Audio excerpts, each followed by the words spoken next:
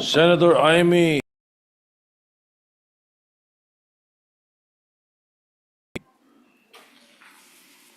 Yes. Thank you, Mr. President.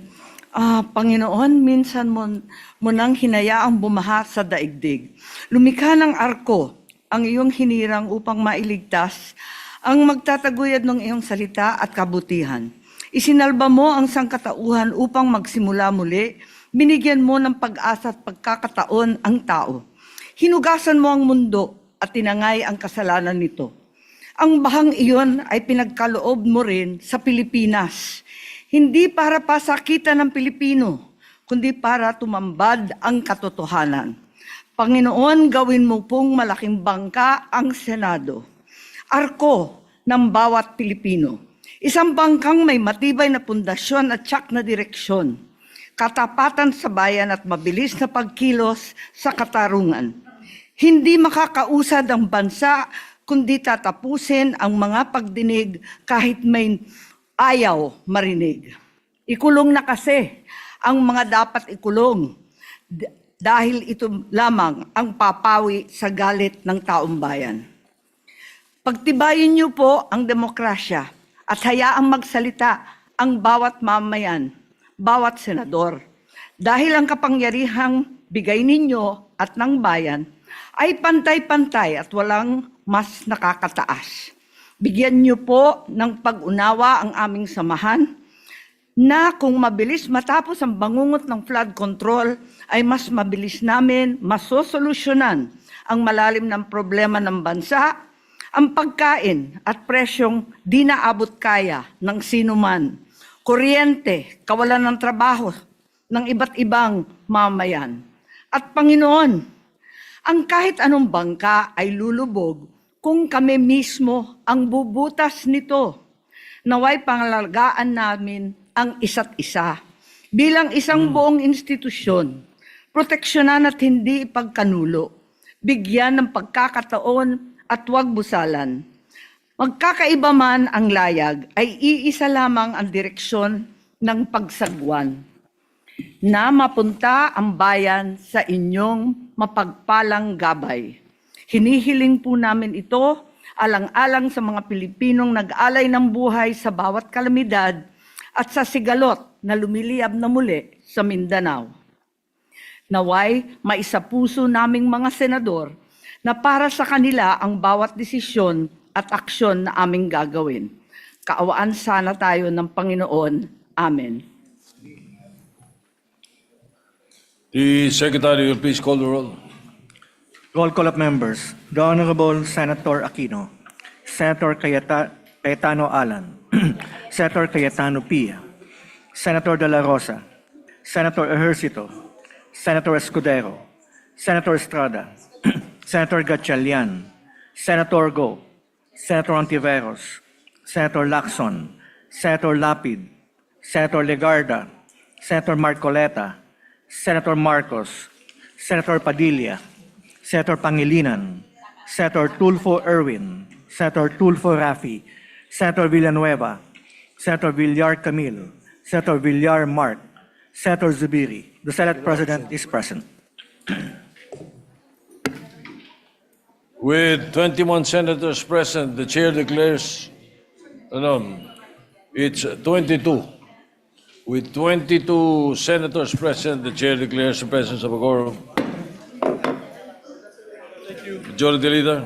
Thank you very much, Mr. President. Mr. President, I move that we dispense with the reading of the journal of the 37th session, Monday, January 26, and consider the same as approved. I so move, Mr. President. Any objection? Hearing none, the journal is approved. Mr. President, I move to proceed with the reference of business. Secretary will proceed with the reference of business. Resolutions. Resolution 207, resolution honoring and commending Ms. Rodora Alcaraz for her extraordinary heroism, selflessness, and courage in saving her employer's infant child and elderly mother during the deadly Hong Kong fire, and for exemplifying the noble character and sacrifice of Filipino overseas workers by Senator Lapid. Referred to the Committee on Rules. 208, resolution honoring the life and legacy of Rosa Rosal, celebrated Filipina actress and humanitarian, and expressing the profound condolences of the Senate of the Philippines to her family and loved ones by Senator Lapid. Referred to the Committee on Rules. 209, resolution directing the Committee on Justice to conduct an inquiry in aid of legislation to review and recommend revisions to the 2015 Omnibus Rules of Procedure of the Bureau of Immigration, particularly on summary deportation orders, in light of the reported rise of high-profile illegal immigrants in the Philippines and for other purposes by Senator Tulfo R. Referred to the Committee on Justice and Human Rights. 210, resolution commending and congratulating the Philippine contingent to the 33rd Southeast Asian Games in Thailand for ably representing the country and for winning 50 gold, 73 silver, and 154 bronze medals by Senator Estrada. To the Committee on Rules. 211, commending and congratulating Team Philippines and the members of the Philippine delegation who have competed and won medals, placing the country as the 6th overall champion in the 33rd edition of the Southeast Asian Games held in Thailand by Senator Go. To the Committee on Rules. 212, commending and congratulating Mazel Paris Aligado and Jericho Francisco Jr. for winning gold medals in extreme skateboarding at the 33rd Southeast Asian Games by Senator Go. To the Committee on Rules. 213, commending and congratulating the Philippine men's and women's softball teams for winning gold medals at the 33rd Southeast Asian Games held in Thailand by Senator Go. Committee on Rules. 214, commending and congratulating the Philippine women's swimming team for bringing home the gold medal in the women's 4x100 meters freestyle relay event at the 2025 Southeast Asian Games held in Thailand by Senator Go. To the Committee on Rules. 215, commending and congratulating Justine Macario and Takiana Mangin for their gold medal victories in Taekwondo at the 33rd Southeast Asian Games by Senator Go. To the Committee on Rules. 216, commending and congratulating Filipina tennis ace Alexandra Alex Ayala for capturing the gold medal in women's tennis singles at the 2025 Southeast Asian Games held in Thailand by Senator Go. To the Committee on Rules.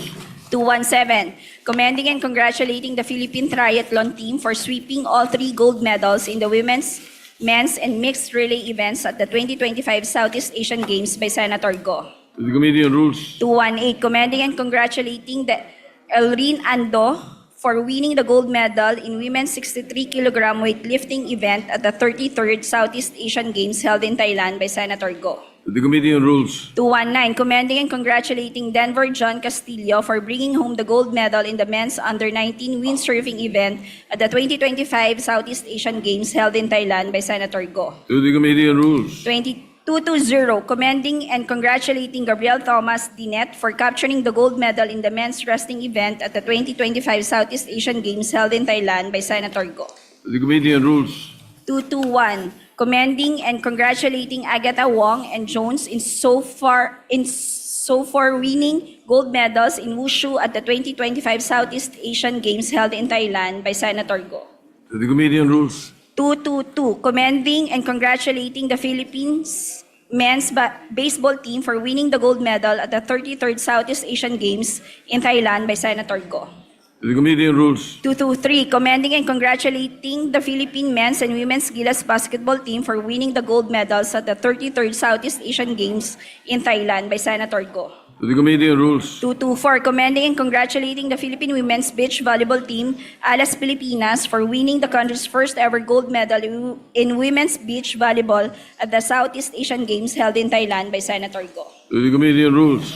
225, commending and congratulating the Philippine men's national bowling team for capturing the gold medal in the 2025 Southeast Asian Games held in Thailand by Senator Go. To the Committee on Rules. 226, commending and congratulating Yumir Marshall for capturing the gold medal in the men's 80-kilogram boxing event at the 2025 Southeast Asian Games held in Thailand by Senator Go. To the Committee on Rules. 227, commending and congratulating Filipino athletes John Cabang Tolentino, Joquet de los Santos, Hossein Loraliana, Naomi Cesar, and EJ Obiana for bagging the gold medal in their respective athletic events at the 2025 Southeast Asian Games held in Thailand by Senator To Go. the Committee on Rules. 228, commending and congratulating Philippine men's esports Cebol team for capturing the gold medal in Mobile Legends Bangbang Esports event at the 2025 Southeast Asian Games held in Thailand by Senator Go. To the Committee on Rules. 229, commending and congratulating the Philippine women's football team for winning the country's first ever gold medal in women's football at the Southeast Asian Games held in Thailand by Senator Go. To the Committee on Rules. 230, commending and congratulating Aliyah Finegan, John Ivan de la Cruz, and Jasmine Althea Ramilo for their exemplary performance and gold medal victories in gymnastics at the 33rd Southeast Asian Games by Senator Go. The Committee on Rules. 231, commending and congratulating Peter Gross-Close for his outstanding performance and for winning the gold medal in the ice skating event at the 2025 Southeast Asian Games held in Thailand by Senator Go. The Committee on Rules. 232, commending and congratulating Dean Michael Rojas and Kimberly Ann Custodio for their gold medal victories in Jiu-Jitsu at the 33rd Southeast Asian Games by Senator Go. To the Committee on Rules. 233, commending and congratulating the Philippine Judo team and Chino C for capturing the gold medal in their respective judo events at the 2025 Southeast Asian Games held in Thailand by Senator Go. To the Committee on Rules. 234, commending and congratulating Zara Bon as for winning the gold medal in the women's kickboxing event at the 33rd Southeast Asian Games by Senator Go. To the Committee on Rules. 235, commending and congratulating Filipino athletes Rolly Nathaniel, Edsel Gino, Erin Maternicor, and Genesis Pible for bagging the gold medal in their respective shooting events at the 2025 Southeast Asian Games held in Thailand by Senator Go. Committee on Rules. 236, commending and congratulating Joanny Del Gacco and Christine Paraon for capturing the gold medal in rowing at the 2025 Southeast Asian Games held in Thailand by Senator Go. Committee on Rules. 237, commending and congratulating Islay Erica Bomogao and LJ Rafael Yasay for their gold medal victories in Muay Thai at the 33rd Southeast Asian Games by Senator Go. The Committee on Rules. 238, commending and congratulating Filipino athletes Melvin Sakay, Samuel German, and Michael Ver Anton Comaling for bagging the gold medal in their respective modern pentathlon events at the 2025 Southeast Asian Games in Thailand by Senator Go. To the Committee on Rules. Congratulating and commending the Philippine delegation for placing sixth and bringing pride and honor to the country in the 2025 33rd Southeast Asian Sea Games by Senator Cayetano P. To the Committee on Rules. 240, congratulating and commending Filipino swimmer Kyla Noel Sanchez for her extraordinary 8-medal haul in the swimming events of the 2025 33rd Southeast Asian Sea Games in Thailand by Senator Cayetano P. To the Committee on Rules. 241, congratulating and commending Filipino tennis player Alexander Alex Maniego Ayala for her historic gold medal triumph in the 33rd Southeast Asian Sea Games, ending the nation's 26-year championship drought in women's single tennis by Senator Cayetano P. To the Committee on Rules. 242, congratulating and commending the Philippine women's national football team, the Filipinas, for historically winning the country's first gold medal in women's football at the 2025 33rd Southeast Asian Sea Games in Thailand by Senator Cayetano P. Referred to the Committee on Rules. 243, directing the appropriate Senate committee to conduct a review of Republic Act Number 9513, otherwise known as the Renewable Energy Act of 2008, and related policies with the end in view of strengthening the Philippines' renewable energy regime, addressing structural and regulatory bottlenecks hindering clean energy development, and drawing policy insights from the renewable energy model of Iceland, particularly in geothermal and hydropower development by Senator Padilla. Referred to the Committee on Energy. 244, directing the appropriate Senate committee to conduct an inquiry in aid of legislation into the compliance of sanitary landfills with RA number 9003, otherwise known as the Ecological Solid Waste Management Act of 2000, as well as other applicable laws, rules, and regulations, and to determine the adequacy of existing laws in addressing the growing volume of waste by Senator Marcos. Referred to the Committee on Environment. 245, congratulating and commending Alizon Ali Ruiz for her historic feat as the first Filipina open water swimmer to complete the 23-kilometer Bohol to Cebu Channel by Senator Cayetano P. The Committee on Rules. 246, commending and congratulating Philippine men's and women's softball teams for winning gold medals in the 33rd Southeast Asian Games in Thailand by Senator Estrada. The Committee on Rules. 247, commending and congratulating the Philippine women's football team for winning the historic first gold medal in football in the 2025 Southeast Asian Games in Thailand by Senator Estrada. The Committee on Rules. 248, commending and congratulating the Gilas Pilipinas men's and women's basketball team for winning gold medals in the 33rd Southeast Asian Games held in Thailand by Senator Estrada. To the Committee on Rules. 249, commending and congratulating the Alas Pilipinas women's beach volleyball team for winning the country's first ever gold medal in the sport in the 2025 Southeast Asian Games in Thailand by Senator Estrada. To the Committee on Rules. Majority Leader.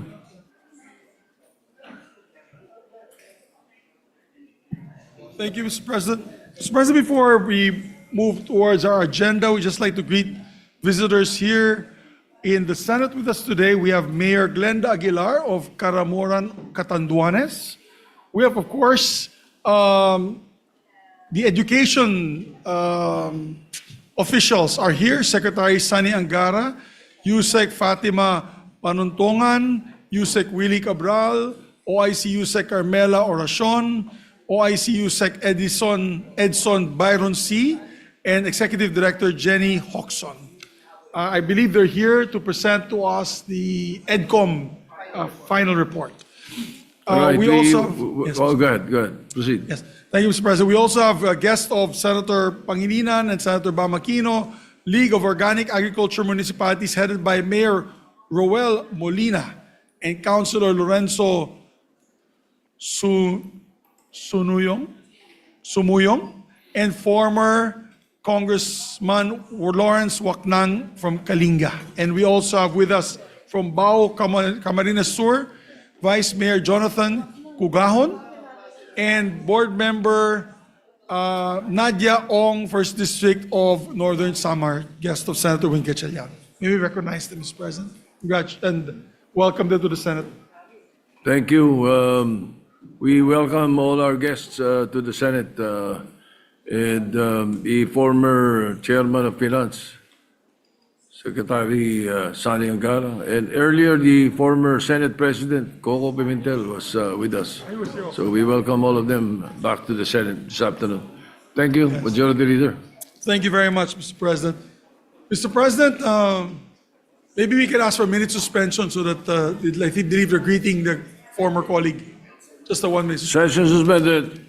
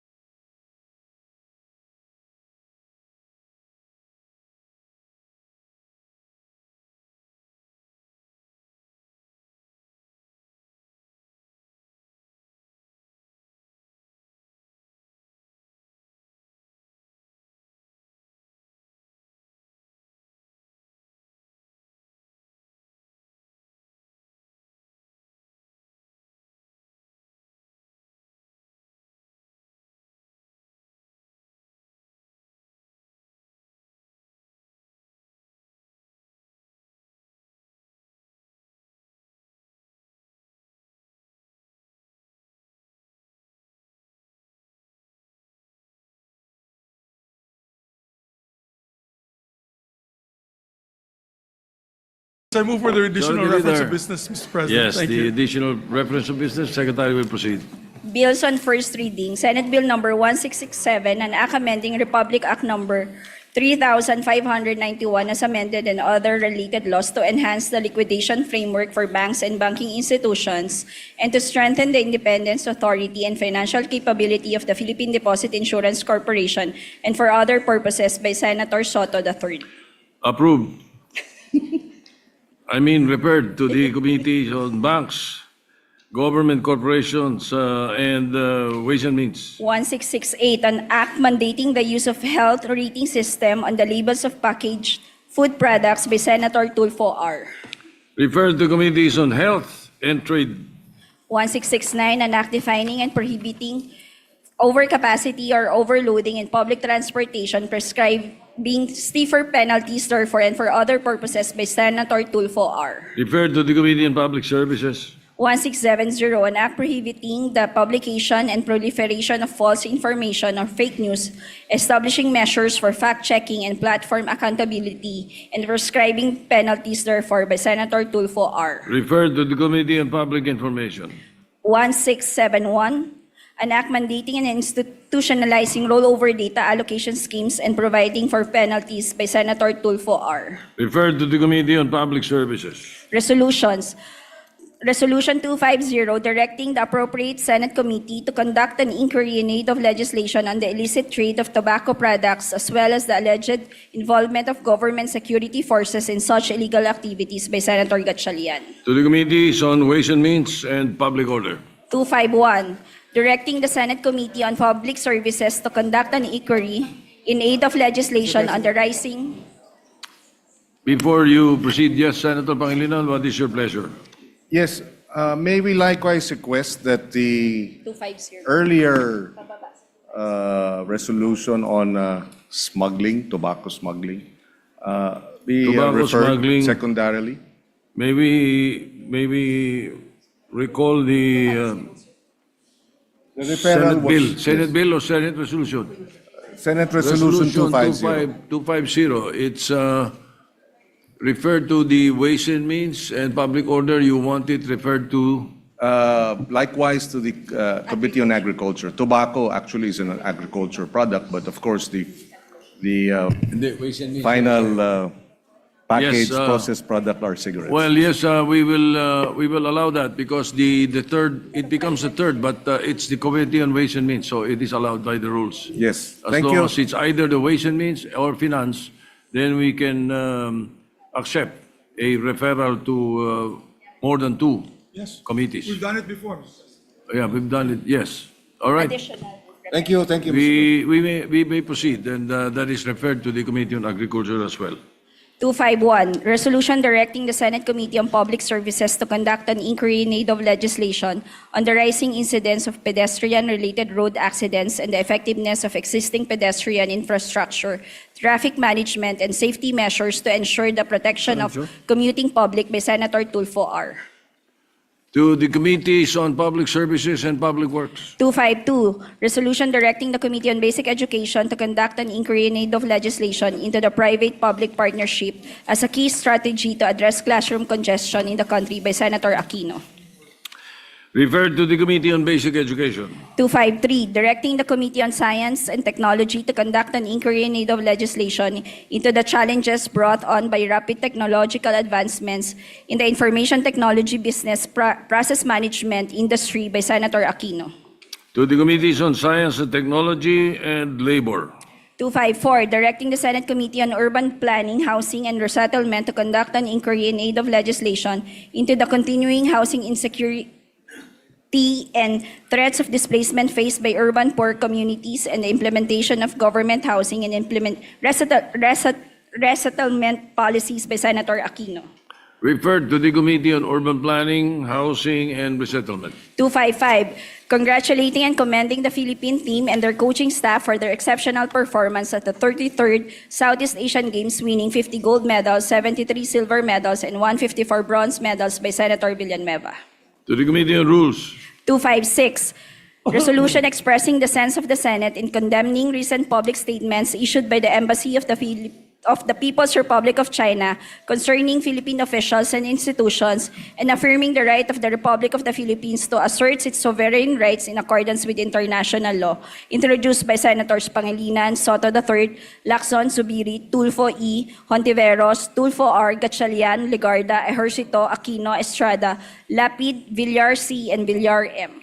Referred to the Committee on Rules. Majority Leader.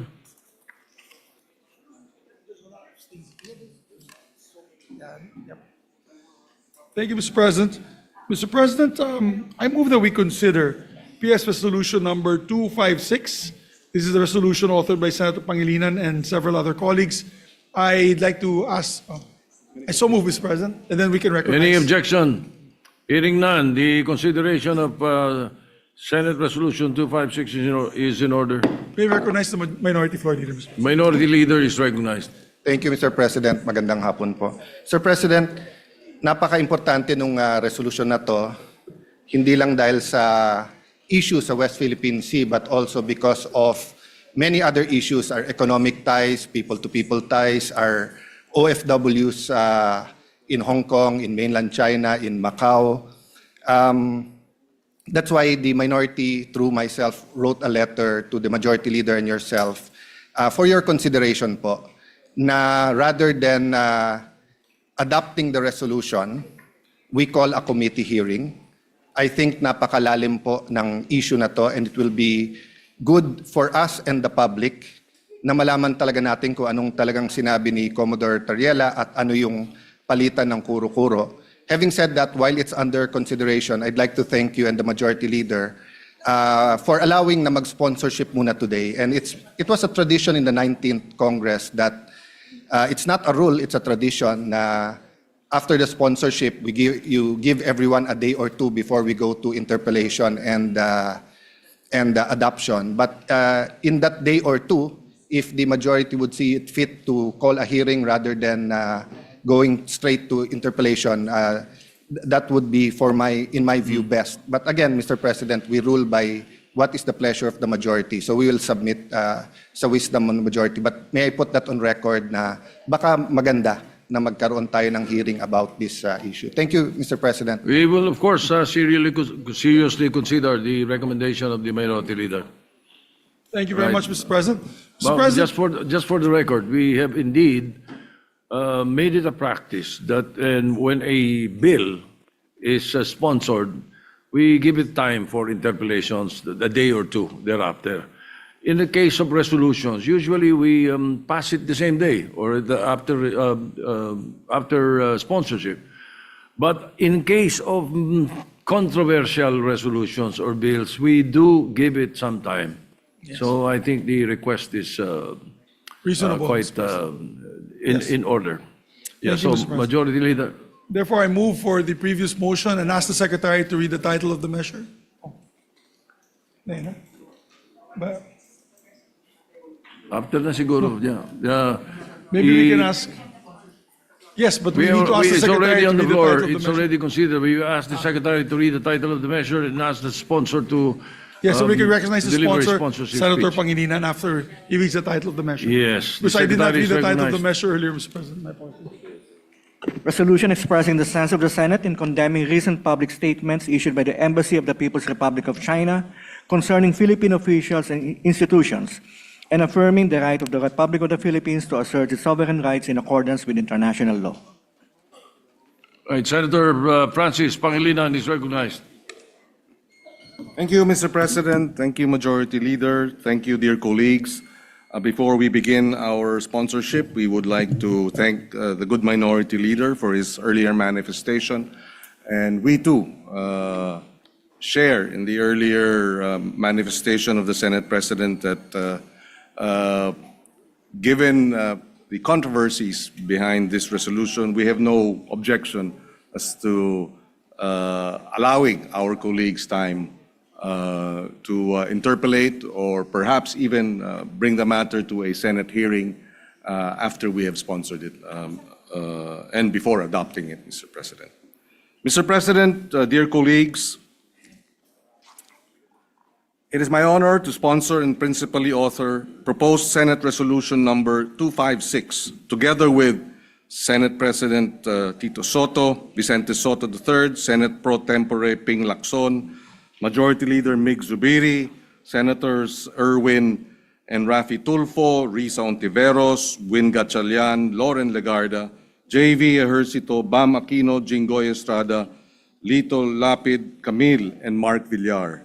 May we also place on record that while they have affixed their signatures to this resolution, this does not mean that those who did not affix their signatures are objecting to this resolution. Precisely why, ultimately, in the end, it is when we move to call for a vote on this resolution that there we will determine who among our colleagues will support it or not. Introducing this measure does not mean that those who did not introduce this measure are opposed to this measure. Just for the record, Mr. President. Mr. President, dear colleagues, our Constitution mandates us to protect the Republic's sovereignty, territorial integrity, political independence, and dignity. In fulfilling this mandate, when we senators, representatives, the Coast Guard, or any public official who swore an oath speak on the West Philippine Sea and on the arbitral award, we are not merely expressing our opinions. We are carrying out our solemn duty to uphold and defend the Constitution, to defend the nation, and uphold the rule of law. Recently, an official of the Chinese embassy issued public statements in undiplomatic and disrespectful language, directly attacking incumbent members of Congress, including myself, for positions we took in defense of Philippine sovereignty and maritime rights. We took because we were upholding and defending the Constitution. The statements crossed the line from legitimate expression of a foreign state's views into interference in our domestic democratic debate. By adopting this resolution, the Senate tells China and the world that this institution will not be cowed, that this institution will defend our nation's sovereignty, that this institution will defend and uphold our Constitution as we swore to defend and uphold the Constitution. That we stand as one in saying, no foreign mission may dictate what Filipino senators or what Philippine senators can or cannot say in the lawful performance of their official duties. We may hold differing views on many matters, yet in this, we must stand together. We uphold our officials when they speak on behalf of our nation, and we safeguard our institutions when they are disparaged by outsiders. Second, this resolution is addressed to our own Department of Foreign Affairs. We acknowledge that the DFA last night issued a statement expressing serious concerns over the escalating exchanges and has made, quote, firm representations to the Chinese side. This action responds directly to our call in the whereas clauses of this resolution that the DFA engage in the government of the People's Republic of China, quote, in accordance with international law and established principles of state relations, end of quote. But we must also note, while China has summoned our ambassador in Beijing over remarks made by Philippine officials at home, it is their embassy that has publicly disparaged our legislators, our officials of the armed forces, our officials of the Coast Guard, and questioned our motives, sought to restrict what we say in our territory. That imbalance must not be allowed. It is incumbent upon the DFA to protect the country's sovereign rights and, standing in the community of nations, do more, go further. Third, our resolution addresses China's embassy in Manila. We know this pattern. The harsh public statements against Philippine officials are part of a wider strategy to harass and to intimidate those who defend our maritime rights, to discredit our legal victory before the arbitral tribunal under UNCLOS and to reverse the reality that their 9-dash line claim an absurd position of claiming 90% of the West Philippine Sea and the South China Sea, or 500,000 square kilometers of our exclusive economic zone. We cannot allow this to pass. At sea, this strategy manifests as dangerous maneuvers, water cannon attacks, ramming and blockades against our vessels, and attacking our fishermen, harassing them in the West Philippine Sea. In words, it manifests as propaganda, disinformation, and now direct attacks against senators, Coast Guard officers, and other public servants. We know their goal: to make the Philippines doubt itself, to make the international community doubt the rulings, to employ the divide and rule strategy by dividing our people and making our people fearful, and to pressure us into accepting so-called arrangements that quietly erode what we lawfully possess. So we say this with firmness,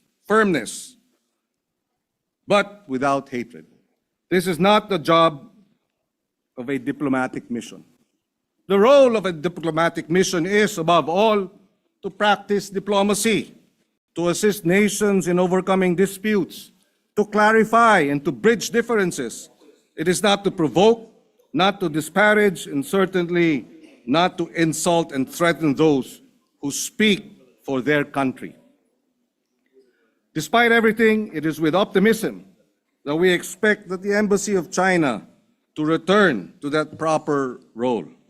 The arbitral award will not disappear. The 9-dash line has been rejected. That reality cannot be reversed by trolling, by insults, or by pressure. Accept that the international law, particularly the UNCLOS, of which China is a signatory to, applies to all member states, that all parties need to work toward mechanisms that respect every claimant's country's sovereign rights and legitimate interests. We also thank the international community for their steadfast support of the rule of law, affirming the arbitral award and the Philippines' sovereign rights, as well as rights over our exclusive economic zone, for consistently calling out China on its escalating aggressive behavior in the West Philippine Sea. Pero higit sa lahat, ang resolusyon na ito ay para sa buong sambayanan. Sa ating mga mangingisda na naapektuhan, tuwing nagsasalita kami sa bulwagang ito tungkol sa ating karapatan sa ilalim ng pandaigdigang batas, kayo ang aming ipinagtatanggol. Pinagtatanggol ang karapatan ninyong mangisda ng malaya sa ating karagatan ng walang takot. Sa ating Coast Guard at Armed Forces, kasama ninyo ang Senado sa nananinindigan. Saludo kami sa inyong tapang at hindi namin kayo pababayaan. At sa lahat ng ating mga kababayan, lalo na sa mga kabataan, mahalaga ang ating relasyon sa China, pero sa ating kapayapaan, sa presyo ng pagkain, sa trabaho, kaya naman batas at diplomasya ang dapat pinipilit ipairal. Pero alam nating hindi pag-aatubili ang sagot sa mga bully. Hindi nabibili ng pananahimik ang kapayapaan at hindi nagtataguyod ang batas ng pag-aamo-amo. Respeto, paggalang, yan ang pinakamahusay na sandigan ng isang matatag at maayos na relasyon ng dalawang mga bansa. Ito ang gustong tiyakin ng resolusyon na ito. But beyond this resolution, we propose a way forward. As this year's chair of ASEAN, the Philippines has the opportunity to help conclude a rule-based, fair, workable, and lateralized mechanism on the conduct of parties in the South China Sea. We believe that such code of conduct be firmly anchored in international law, including UNCLOS and the principles reflected in the arbitral award. We ask our neighbors, partners, and allies, support the Philippines initiative, support ASEAN's effort to support a region where disputes are managed by law and dialogue, not by insults, bullying, force, or threats. Ngayon, sa panahong tumitindi ang pandaigdigang tensyon, sinisiguro ko magkakasangga tayo. Senado, DFA, Armed Forces of the Philippines, DND, Coast Guard, BIFAR, buong sambayanang Pilipinas, magkasangga tayo laban sa pangiinsulto, laban sa pagbabangga, sa pagwa-water cannon at pakikipaghabulan sa ating mga mangingisda at sundalo. Iisa tayo bilang isang republika na nananindigan para sa ating mga karapatan at dignidad. Mr. President, colleagues, for all these reasons, I respectfully urge the adoption of Senate Resolution number 256. Maraming salamat. Majority Leader. Mr. President, we have several of our colleagues who want to co-sponsor the measure, namely Senator Jinggoy Estrada, Senator Erwin Tulfo, and Senator J.V. Ejercito. May we recognize Senator Jinggoy Ejercito for his sponsorship. Senator Jingo Estrada is recognized. Thank you, Mr. President. Mr. President, dear colleagues, I rise to co-sponsor a resolution expressing the sense of the Senate to condemn the unacceptable remarks of the Chinese Embassy in Manila against our Philippine officials with regard to the West Philippine Sea. I pose this question: what is the business of Chinese embassy officials criticizing our public officials and even calling them names, branding senators as helpers of Philippine Coast Guard Commodore J. Tariela in defending our rights in the West Philippine Sea because, as they claim, Commodore Tariela can't win over the argument. Hindi man ako sang-ayon sa naging gawin ni Commodore Tariela, ngunit hindi ito sapat na dahilan upang pakialaman ng Chinese Embassy ang internal affairs at soberenya ng ating bansa. This is not only an assault against individual senators, but an affront to the Philippine Senate as an institution. This representation joins the chorus in strongly condemning the pronouncements of the Chinese Embassy in Manila against our public officials. We should not just let this slide. There is no argument to begin with. The 2016 arbitral award is final and binding. Atin ang West Philippine Sea. This is all part of their tactics. They are looking to scare, coerce, and intimidate their neighbors to pursue their wild imaginary claims over our territories. Even after an arbitral ruling delivered a unanimous and enduring decision in 2016, firmly asserting that the Philippines has a full exclusive economic zone in the West Philippine Sea, invalidating China's claim to almost 80% of the Philippines' EEZ. Both China and the Philippines, pursuant to their treaty obligations under the UNCLOS, are legally bound to comply with this decision. As your former chairperson of the Senate Committee on National Defense and Security, Peace, Unification, and Reconciliation, my position on the West Philippine Sea has always been consistent with the position of the Philippine government under President Ferdinand Marcos Jr. The UNCLOS and the arbitral award continue to be the foundation of our actions and policies on the West Philippine Sea. But China had no respect for the 2016 arbitral ruling and for the international law, just as they had no respect to our fishermen, even water cannoning them, to the Philippine Coast Guard and the Philippine Navy patrols, and recently to the elected senators of this republic. Namimihasa na kayo. O walang iya. Sino ba pumapanig sa kanila sa pang-angkin sa West Philippine Sea? Ang sagot, halos wala. Hindi ang international na batas, hindi ang pandaigdigang komunidad, at lalong hindi ang mga bansang direktang apektado ng kanilang pang-angkin.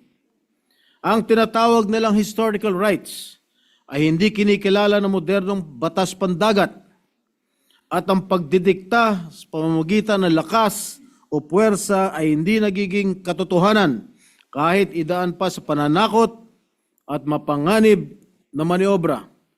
Kahit gaano pa kadami at kalaki ang kanilang barko at kahit idaan pa sa propaganda na walang basihan. Mr. President, we as a nation will continue to assert our rights under international law. Our kababayans deserve nothing less than a government that firmly stands its ground in asserting our sovereignty and defending our nation's interest. Mr. President, I repeat, atin ang West Philippine Sea. Maraming salamat po. Thank you, Majority Leader. Next to sponsor, Mr. President, is our distinguished colleague, Senator Erwin Tulfo. Senator Erwin Tulfo is recognized to co-sponsors. Thank you, Mr. President. Mr. President, I rise to co-sponsor Senate Resolution Number 256, condemning the recent public statements issued by the Embassy of the People's Republic of China, directed against Philippine officials and institutions. The question now, Mr. President, is bawal na po bang kondinahin natin ang mga pahayag ng China laban sa ating mga opisyal at mga pinagagawa nito sa ating teritoryo? Isa lang po ang tanong, bawal na po ba? Kasi sa huli ko pong basa ayon po sa ating konstitusyon, ay meron po tayong kalayaan sa pagpapahayag. There is freedom of speech, Mr. President. And I also want to remind not only the Embassy of China, but other diplomatic missions as well in our country, that in the Vienna Convention of Diplomatic Relations of 1961, it clearly states one of the functions of a diplomatic mission includes promoting friendly relations between the sending state and the receiving state, tayo po yun, and the developing their economic, cultural, and scientific relations. A diplomatic agent shall enjoy immunity from criminal of the receiving state, immunity from criminal cases of the receiving state. He shall enjoy immunity from its civil and administrative jurisdiction with exceptions.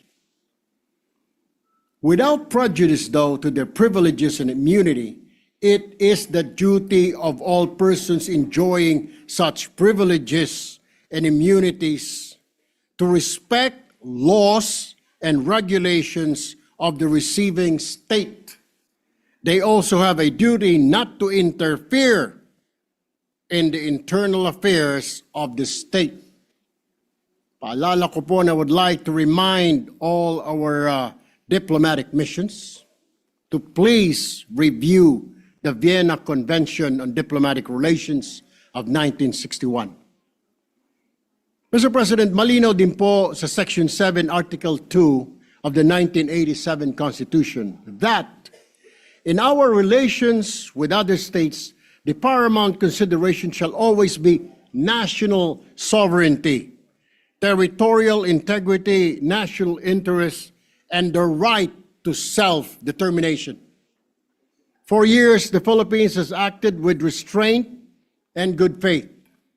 We have pursued peaceful negotiations. We have exhausted legal remedies and diplomatic processes. We have chosen dialogue over confrontation, law over force, and cooperation over conflict. But despite these efforts, China continues to engage in acts that intimidate and harass our fisher folks, endanger our Coast Guard, and question the authority of our institutions. Let me be clear, Mr. President. Our commitment to peace does not mean acquiescence. Our preference for diplomacy does not mean silence in the face of bullying. We will not tolerate statements or actions that demean our officials, undermine our sovereignty, or erode our national dignity. There comes and that time is now, Mr. President. It is time to stand for our country, to defend our people, and to assert peacefully but firmly that the Philippines will not be treated as less than an equal. For this reason, I fully and unequivocally support this resolution. Maraming salamat po, Ginoong Pangulo. Next to co-sponsor the measure, Mr. President, Yes. is Senator J.V. Ejercito. Be recognized. Senator J.B. Ejercito is recognized. Mr. President, my dear colleagues, good afternoon. Tinuturing ko pong pagtaguyod ng aking sinumpang tungkulin sa ating konstitusyon at sa minamahal nating bayan bilang halal na senador ng Republika ng Pilipinas ang pagtindig at pagsuporta sa proposed Senate Resolution number 256. Mr. President, let me reiterate my position yesterday. Hindi po tayo magpipikit mata at magbibingi-bingihan at lalong hindi po mali ang tumindig para sa interes ng Pilipinas at soberenya ng ating bansa. For the record, dear colleagues, we also want to find a way to restore our relationship and extend once more the hand of friendship to the People's Republic of China. We recognize that this relationship runs deep, not just between our two governments, but between our two peoples. However, any effort to repair and restore this relationship must be rooted in mutual respect as equals, as sovereign members of the community of nations. Mr. President, siguro po hindi nakakatuwa na marinig sa Chinese Embassy officials, sa bagong katatalaga pala na ambassador, ang mga salitang hindi magaganda sa ating mga mismong opisyal na tayo po ang host country. Kung ganito po ay dapat siguro ay hindi pa naman natin idideklara person ng grata, pero kung ganito ay sana'y palitan po siya dahil hindi nakakatulong sa tensyonado ng sitwasyon ng ating bansa. Ang ambassador sana po ay dinadaan sa diplomasya para maayos, maging maganda ang relasyon ng China at Pilipinas. Pero kung ganito po, ang pag-uugali at karakter ng bagong ambassador ay hindi po makakatulong sa relasyon ng China at Pilipinas. Mr. President, the arbitral award that was hard-won under the legal framework of the United Nations Convention on the Law of the Sea, or UNCLOS, is a fact that international law that no amount of coercion or distortion can erase. And our friends from the People's Republic must come to understand that asserting our rights as a sovereign nation is not provocation, nor is it a duty that will shirk from even in the face of forceful intimidation. Tinataguyod po natin ito para sa mga mangingisdang Pilipino na halos araw-araw hinaharap ang pananakot ng pambobomba ng tubig ng mga dambuhalang barko ng mga dayuhan para lamang makapangisda sa sarili nating karagatan. Para din po ito sa ating po mga Coast Guard na binubuli ng mga mas malalaking barko mula sa China. Kasama po ninyo ang representasyong ito at ang inyong Senado sa matatag na pagtindig para sa bandila, para sa bayan. Dahil ang sa Pilipinas ay sa Pilipinas at hindi natin kailanman isusuko ang ating kasarilan. Maraming salamat po, Ginoong Pangulo. Mr. President, Majority Leader. we have two other colleagues. Senator Raffy Tulfo would like to insert for the record his sponsorship of the measure, as well as Senator Lauren Legarda. Both will insert to the record. Senator Raffy Tulfo and Senator Lauren Legarda. Lauren Legarda. Yes, Mr. President. All right, so inserted into the records. And we'd like to recognize our distinguished Deputy Majority Floor Leader, Senator Risa Ontiveros, to also give a manifestation. Senator Risa Ontiveros is recognized. Thank you. Salamat po, Mr. President.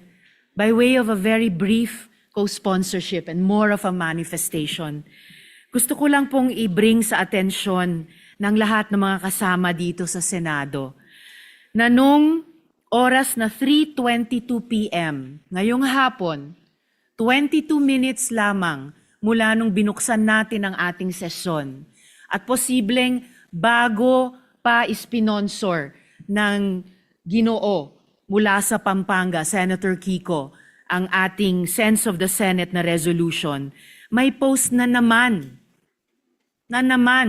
ang Chinese Embassy Manila tungkol sa paksa ng ating resolusyon. Ngayon naman, si Deputy Spokesperson of the Chinese Embassy, Guo Wei, sabi niya, echoes do not make a claim true. What matters is whether the argument stands up to scrutiny, not how many voices repeat it. At nirepost nila yung visuals ng 15 senators condemn Chinese embassy's criticism of Philippine officials. Na ang ibig sabihin ng unang linya ng post ni Deputy Spokesperson of the Chinese Embassy Manila, Guo Wei, gaya-gaya lang tayo sa isa't isa, tayong lahat na pumirma so far sa resolusyon. Ang ibig sabihin sa post niya, hindi daw tatayo yung ating pagkondena sa mga pinagsasabi nila bago pa ang araw na ito at hindi tatayo yung ating iginigiit na may karapatan at tungkulin tayong itaguyod ang pambansang interes. At minamaliit niya na halos 2/3 ng Senado ay pumirma nitong resolusyon. Ibig sabihin po, hanggang 36 minutes ago, half an hour before, salita pa rin ang salita ang Chinese Embassy Manila tungkol sa issue na ginawa natin ng resolusyon sa pamumuno ni Senator Kiko. Ganyan pa rin ang tono nila, bastos, walang paggalang. At gusto pa rin nila sila ang masusunod. Hindi lang sa dagat ng Pilipinas, hindi lang sa social media ng Pilipinas, pati sa Senado ng Pilipinas. Kaya saganang akin lamang po, Mr. President at mga kasama, yang ganyang consistent na pambabastos, walang pagrespeto, napaka-undiplomatic na stance, saganang akin lamang po, ay lalong nagbibigay ng urgency na maaprubahan ang ating resolusyon. Salamat po, Mr. President. Before anything else, allow me to first associate myself with the manifestations of the principal sponsor, Senator Pangilinan, and the other sponsors and our colleagues. Secondly, yes, we will be perhaps studying the resolution, but in the same light, I suggest that we study the possibility of declaring that particular person a persona non grata, and that is very, very serious when the Senate does that. So I suggest that the Committee on Rules study the possibility. Senator Lacson is recognized. Thank you, Mr. President. This is a point of clarification, and I'd like to address this to the distinguished sponsor of the resolution. Did I hear you correctly when you said that you were amenable to holding committee hearings in relation to this resolution? Well, I was open to the suggestion. I did not actually say I was adopting it. Thank you for the clarification. And if I may, Mr. Senate President, I consulted ChatGPT. Only the head of state may declare persona non grata when it involves diplomats.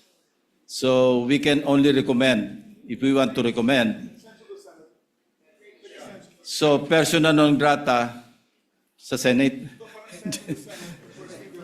Yeah, but we cannot declare any diplomat persona non grata, just to clarify, subject to validation by our lawyers in this hall, Mr. President. Thank you. Well, as I said, it is a suggestion, and let us study the possibility.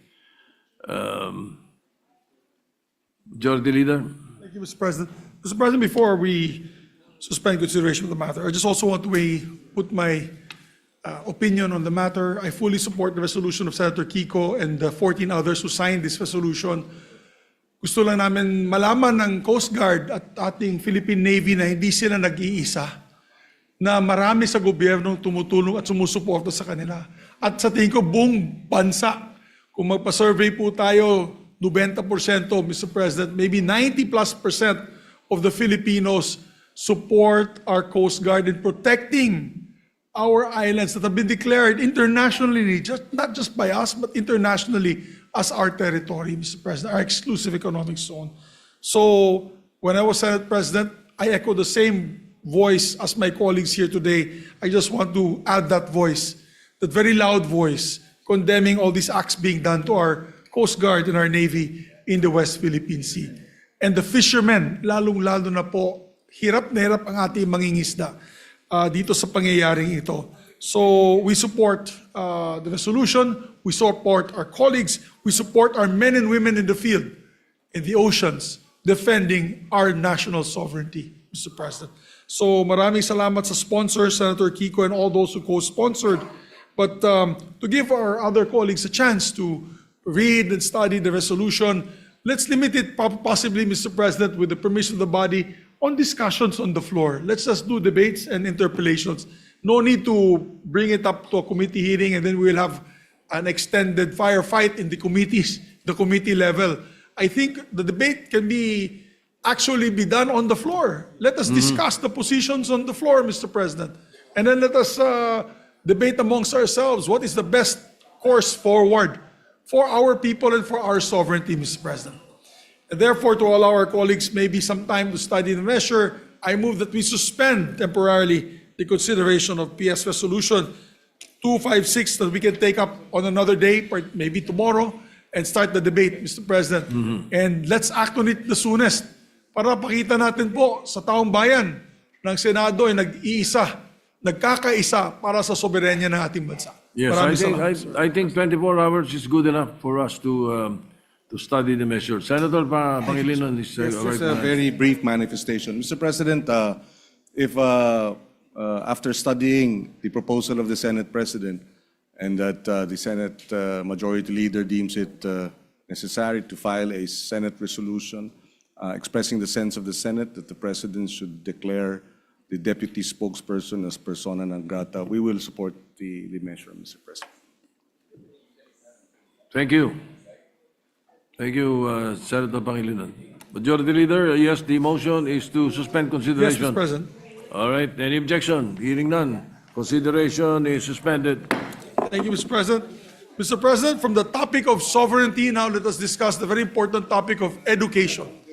We have with us here the education experts behind us, including our distinguished former colleague, Senator Sonny Angaros, now Secretary of the Department of Education. With that, I'd like to recognize our colleagues. Which one first? We'd like to recognize the chairperson of you're the chair now. The chairperson of EDCOM in the Senate, no other than Senator Bam Aquino, to avail of the privilege hour, particularly in the issue on education and the EDCOM, Mr. President. Senator Bam Aquino is recognized. Mr. President, mga kababayan at kapwa ko Pilipino, magandang hapon po sa ating lahat. I rise today to submit the Second Congressional Commission on Education's final report entitled Turning Point, A Decade of Necessary Reform. Alongside this report is the 10-year National Education and Workforce Development Plan, or NATPLAN, 2026 to 2035. Alongside numerous colleagues, we have also filed Senate Concurrent Resolution number 8, adopting the National Education and Workforce Development Plan and the recommendations of the Second Congressional Commission on Education as the 10-year policy framework of the national government for education. And at the right time, we hope that the members of this chamber will support this concurrent resolution. Mula pa po sa unang termino natin, binigyan na po natin ng halaga ang advokasya sa edukasyon. At nung sinimulan po natin ang ating pangalawang termino noong Hulyo, binahagi po natin ang goals ng ating committee sa pag-address ng krisis sa edukasyon. Kasama na po ang pag-address sa nutrisyon, kakulangan ng classroom, kawalan ng textbook at internet connectivity, support for teachers, problems with the learning gap and the curriculum, at saka syempre po ang employability. Matagal po nating painiwala na ang unang hakbang tungo sa reforma ay ang tamang pagtukoy sa mga problema. At dahil po sa EDCOM report, nagagawa po natin ito. Mula po noon, diniin na po natin na ang kailangan ng kabataan at ang ating bayan ay edukasyon at hindi korupsyon. Kaya nais po natin pasalamatan ang ating co-chairpersons, Senator Lauren Legarda, Congressman Roman Romulo, and Congressman Jude Asidre. Kasama rin po ang ating EDCOM II commissioners, Senator Alan Cayetano, Senator Win Gatchalian, Senator Joel Villanueva, and our congressional counterparts, Congressman Steve Solon, Congressman Zia Alonte, and Congresswoman Ana Veloso Tuazon. Papasalamatan ko rin po ang ating dating commissioners, Senator Pia Cayetano, Senator Chis Escudero, Senator Coco Pimentel, Congressman Mark Go, Congressman Khalid Di Maporo, and Congressman Pablo John Garcia. Siyempre po, nais rin po natin magpasalamat sa EDCOM team led by Executive Director Dr. Carol Mark Yee, alongside the EDCOM Advisory Council and the Standing Committee members. At siyempre, maraming salamat din sa ating former colleague and former EDCOM Commissioner, now Secretary of Education, Sani Angara, who is with us today, our Commission on Higher Education Chair, Shirley Agrupis, and TESDA Director General, Kiko Benitez. Isa po sa pinaka-nakakabahalang nailantad ng EDCOM report sa mga nakaraang araw ay ang issue ng proficiency. Ito po ang kahusayan ng isang estudyante, hindi lang po sa pagbabasa o literasiya, pero sa husay sa lahat ng asignatura. Ayon po sa EDCOM, kada akyat ng estudyante sa susunod na antas, bumababa ang kanyang kahusayan. Mula po sa grade 3, kung saan 30.5% ang proficient, bumabagsak po ito sa 0.47% pagdating ng grade 12 o sa huling taon ng senior high school. Out of every 1,000 senior high school graduates, only 4 are truly ready.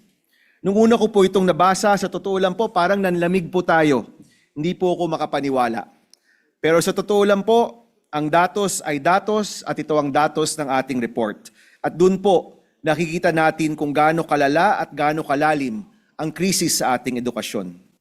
Mr. President, pag mababa ang proficiency, apektado ang buong lipunan.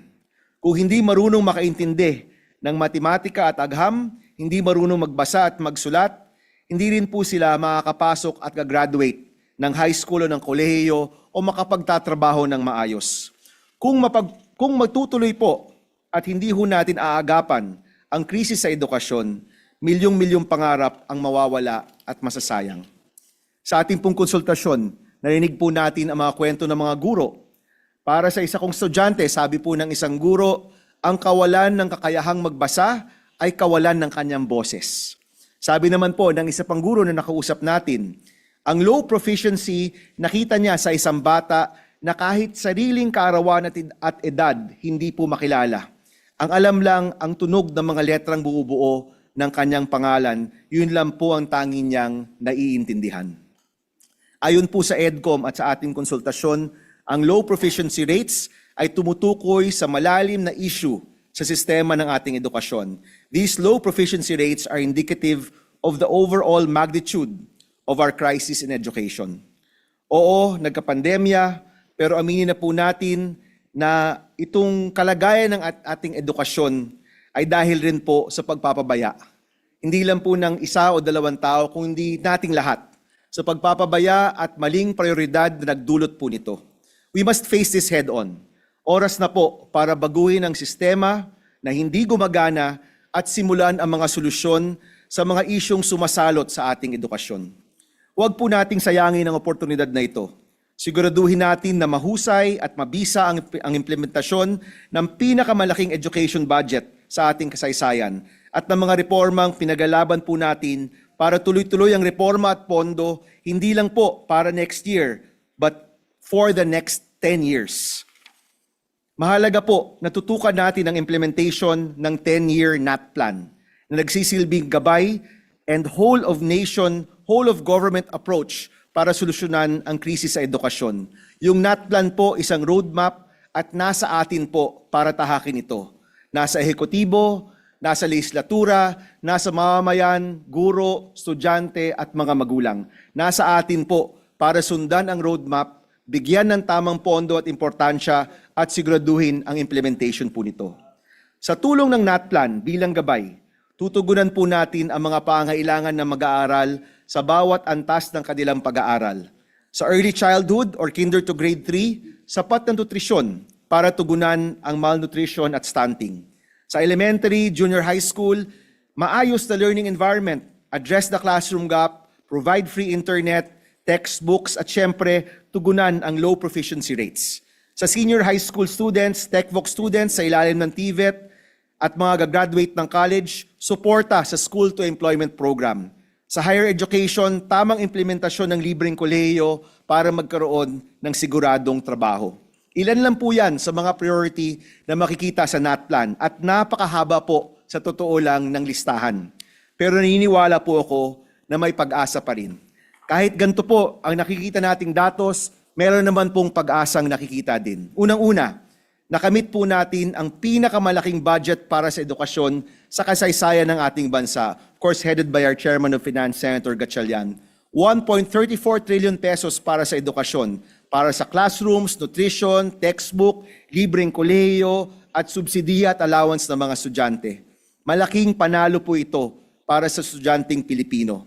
Ang mahalaga po ngayon, ang pondo na ito ma-implement ng maayos, sa tamang presyo at sa tamang panahon. Pangalawa, tuloy-tuloy po yung pagpasa natin ng mga reformang kinakailangan. Just yesterday, we passed on third reading the Classroom Building Acceleration Program. Isa pong ehemplo ng pagsasama-sama para sa kabataang Pilipino at estudyanteng Pilipino. Kanina po, nag-uusap kami ni Secretary Angara at sabi nga po, magandang goal ang masimulan ang 25,000 classrooms ngayong 2026. Sa totoo lang po, malaking talon po ito mula po sa 2025 goals. According to DepEd, 99 lang po ang nabuong classroom ng DPWH in 2025. From 99 to 25,000 is a big leap. Pero naniniwala po ako kung tulong-tulong po tayo, kasama ng mga LGU, ng mga CSO, nakatutok ang legislatura, nakafocus ang ehekutibo, kung tulong-tulong po tayo, magagawa po natin ang record-breaking 25,000 classrooms started in 2026. Pangatlo, dahil galing rin po ako sa Iloilo nitong nakaraang weekend sa Dinagyang, nakita ko po doon na ang Iloilo ay isang POC or Proof of Concept on Basic Education Services. Nakwento po nila sa akin. Noong nagsimula po sila, 3 out of 10 grade 3 learners could read. Only 3 out of 10. Kumbaga po, 30% lang yung kayang magbasa.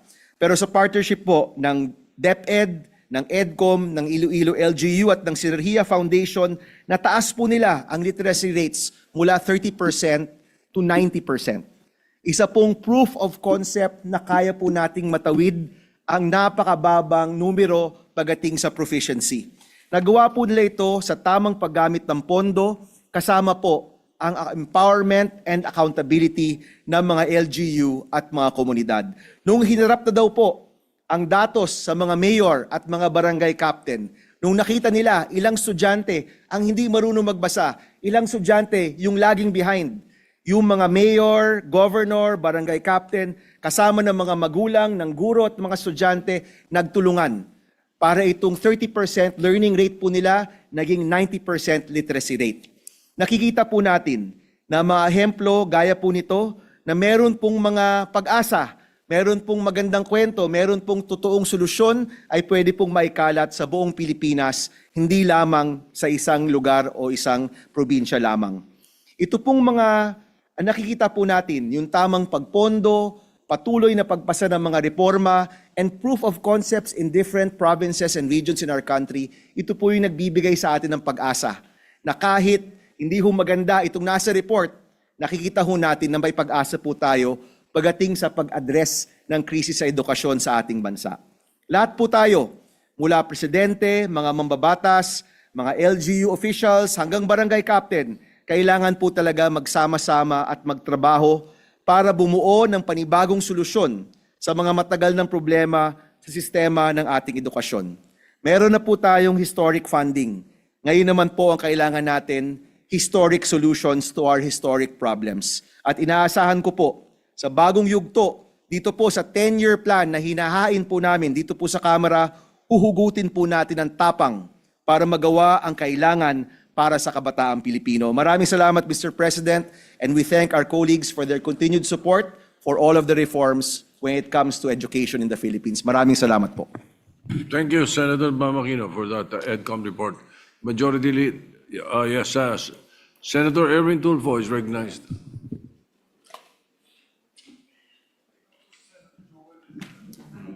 Ginoong Pangulo, mga kasamahan,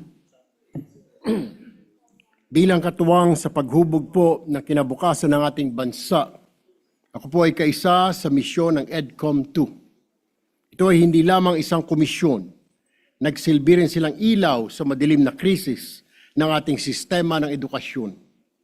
Sa loob lamang po ng 3 taon na patunayan ng EDCOM II na ang pagbabago ay hindi lamang isang pangarap, kundi isang planong may konkretong hakbang. Kaugnay nito, nagtitiwala kami sa maigting na pagbabantay para maisakatuparan ang 10-year National Roadmap na nakapaloob sa Turning Point EDCOM II Report. Ito ang magsisilbing gabay sa pagpapabuti ng antas ng edukasyon sa bansa.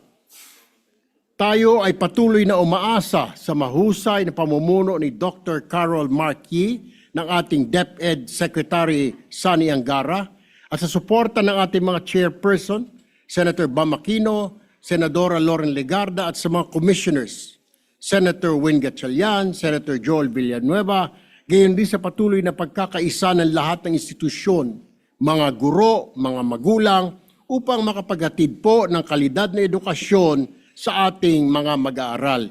Maraming salamat po, Ginoong Pangulo. Senator Joel Villanueva is recognized. Thank you, Mr. President. Mr. President, dear colleagues, nais po muna nating magbigay pugay sa ating dating kasamahan at kasama dito sa EDCOM II, Mr. President, na ngayon ay kalihim ng kagawaran ng edukasyon, Secretary Sani Angara, sa ating ED, Executive Director Carl Mark.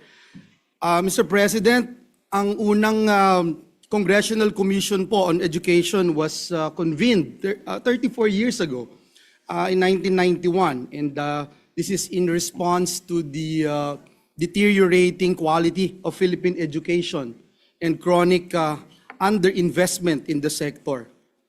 That first EDCOM led to the landmark reform of trifocalization, separating the governance of education among the Department of Education, the Commission on Higher Education, and Technical Education and Skills Development Authority.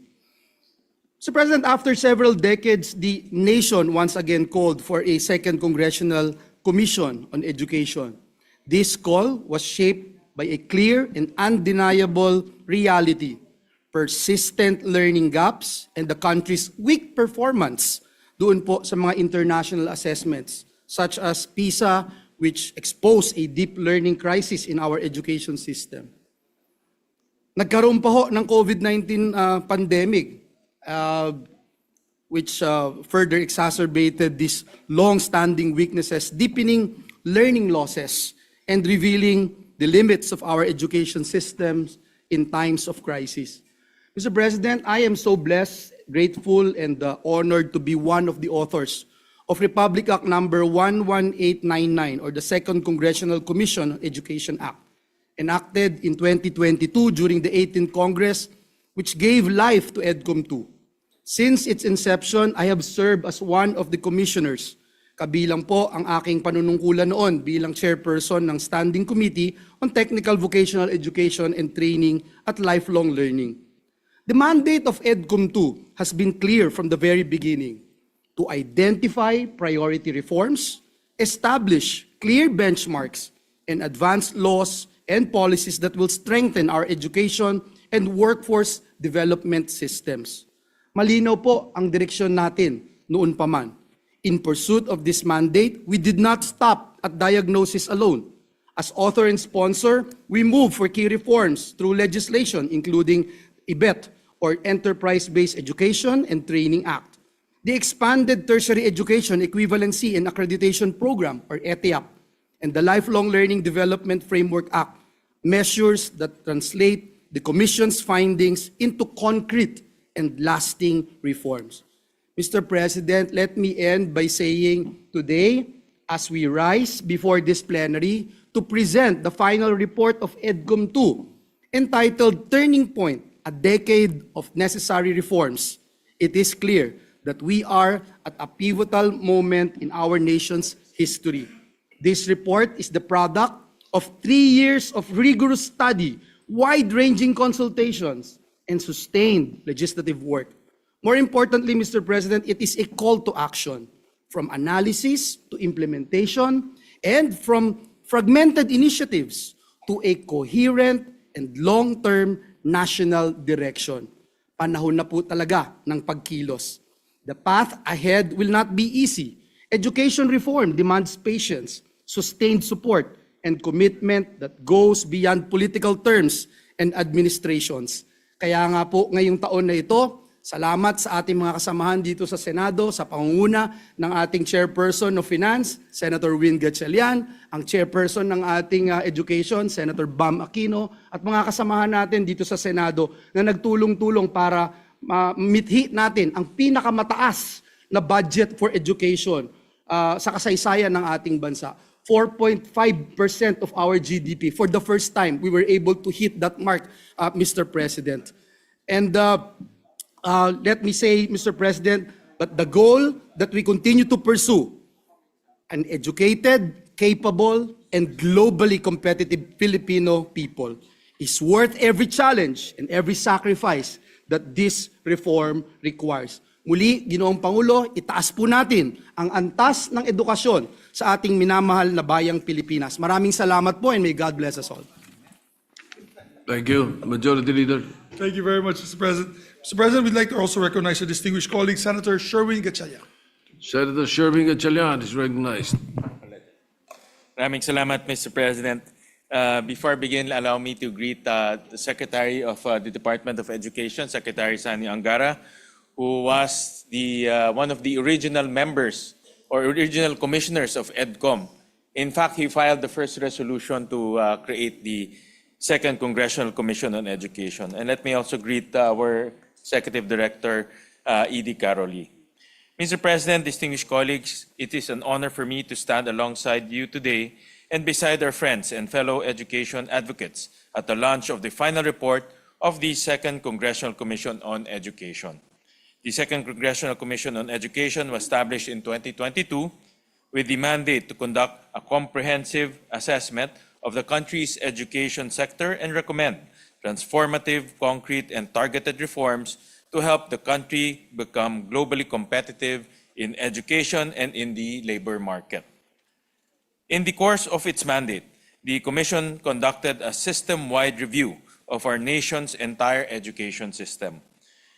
What it uncovered was a system in crisis. Gaps were everywhere in nutrition, the procurement of textbooks, and the quality of education itself. These compromised the learning of our youth and held them back from achieving their fullest potential. And the implication is clear. If we imperil the future of our young people, we do the same to the future of our nation. The final report of the Second Congressional Commission on Education is entitled Turning Point, a Decade of Necessary Reforms, 2026 to 2035. This is both appropriate and timely. It is a consolidation of the Commission's earlier work and thus more than catalog the education sector's problems. It situates them against a long-term roadmap with specific policy recommendations directed at addressing each problem, from early childhood education and development through the basic education to higher education, technical vocational education and training, and the strengthening of the teaching profession. And it accomplishes this while revealing that the gaps are systemic in nature, many of which are rooted in policy design, fragmented mandates, and long-standing institutional practice. These problems cannot solely be resolved by our educational agencies. They need sustained attention and commitment of Congress. In this regard, I place my full support behind this report and urge all of us to treat it as a shared frame of reference, an evidence-based and empirical guide to sustained reform. The heart of this final report is the National Education and Workforce Development Plan for 2026 to 2035. It is the first decadal roadmap for education in the history of the country. It recommends strategic investments in 5 priority industries: healthcare, digital technology, financial services, advanced manufacturing, and tourism. The plan further recommends expanding and strengthening career guidance in schools, accelerating industry-led curriculum development, as well as the Philippine Skills Framework. It also recommends pursuing strategic ladderization of NCs to produce higher credentialed graduates, as well as investing in the training and industry practitioners and improving the retention of returning migrants. Thirdly, the report calls for establishing model polytechnic universities, focusing on higher-level TVET programs that ladder into college degrees, among many other reforms. This report lays down our timeline, 10 years. It is longer than any term of anyone who sits in this chamber today. Hindi para sa atin ang timeline na ito. Ito ay para sa mag-aaral na nagsisimula pa lang sa kinder. Ito ay para sa mga estudyanteng hindi pa nakakapasok dahil sa sakit ng malnutrisyon. Ito ay para sa mga guro na kailangan magdoble ng shift dahil sa kakulangan sa classrooms. It is imperative then that the policies we enact stay the course and keep the systemic nature of problems we seek to address in mind. The quote from the report itself: reforms to succeed, they must transcend political cycles and remain firmly anchored on what learners need, not on shifting priorities. Education cannot restart every 3 to 6 years. Shortcuts and ad hoc solutions will not work. Thinking in silos is a recipe for failure. We have learned these lessons before. That being said, I know that we will all remain true to the long-term mission of restoring our country's education system to its rightful place among the region's best. We have already taken the first step by enacting the highest education budget in history of this country that meets the UNESCO benchmark of 4 to 6% of GDP. The 2026 education budget stands at 1.34 trillion pesos, or 3.4% of the nation's GDP. What remains now is to sustain this level of funding, to follow through by ensuring that it goes to the correct educational priorities. Mr. President, the final report of the Second Congressional Commission on Education has indeed revealed the depth of our education crisis, but it also shows us that this struggle is winnable, that this is a crisis we can overcome. Bihira tayo bigyan ng pagkakataong baguhin ang kasaysayan ng ating bansa. Ang panahong ito ay isa sa mga sandaling huhubog sa kinabukasan ng edukasyon sa Pilipinas. Malinaw kung gaano kalaki at kalalim ang problemang kinakaharap natin. Alam na natin kung ano ang dapat ayusin at may pondo na tayo para kumilos. There's no excuse. The rest now truly is up to us. Before I conclude, I would like to thank and acknowledge the entire EDCOM II Secretariat, led by Executive Director Dr. Carol Marquis, and the EDCOM II Advisory Council for their dedication, guidance, and insight. I'd also like to thank Education Secretary Sani Angara for his steadfast and visionary leadership at the Department of Education. You always do remarkable work, and with your presence and passion for education are pivotal. Your presence and passion for education are pivotal to our success. I also acknowledge my co-commissioners, Senator Joel Villanueva, Senator Alan Peter Cayetano, Senator Steve Solon, Representative Steve Solon, Representative Zia Alonto Adyong, and Representative Ana Victoria Veloso Tuason. Last but not certainly the least, I salute our co-chairperson, Senator Bam Aquino, our chairperson for the Senate Committee on Basic Education, Senator Lauren Legarda, chairperson of the Senate Committee on Higher, Technical, and Vocational Education, Representative Roman Romulo, chairperson of the House Committee on Basic Education, and Representative Jude Asidre, chairperson of the House Committee on Higher and Technical Education. I look forward to continuing our work together. Mr. President, distinguished colleagues, the final report of EDCOM II now stands as part of the record of this Congress. The responsibility to carry its insights forward and make them real in the lives of the Filipino learners and families is in our hands. Thank you, Mr. President. Magandang hapon po sa lahat. Majority Leader. Thank you, Mr. President. May we recognize Senator Pia Cayetano, Mr. President. Senator Pia Cayetano is recognized. No, si...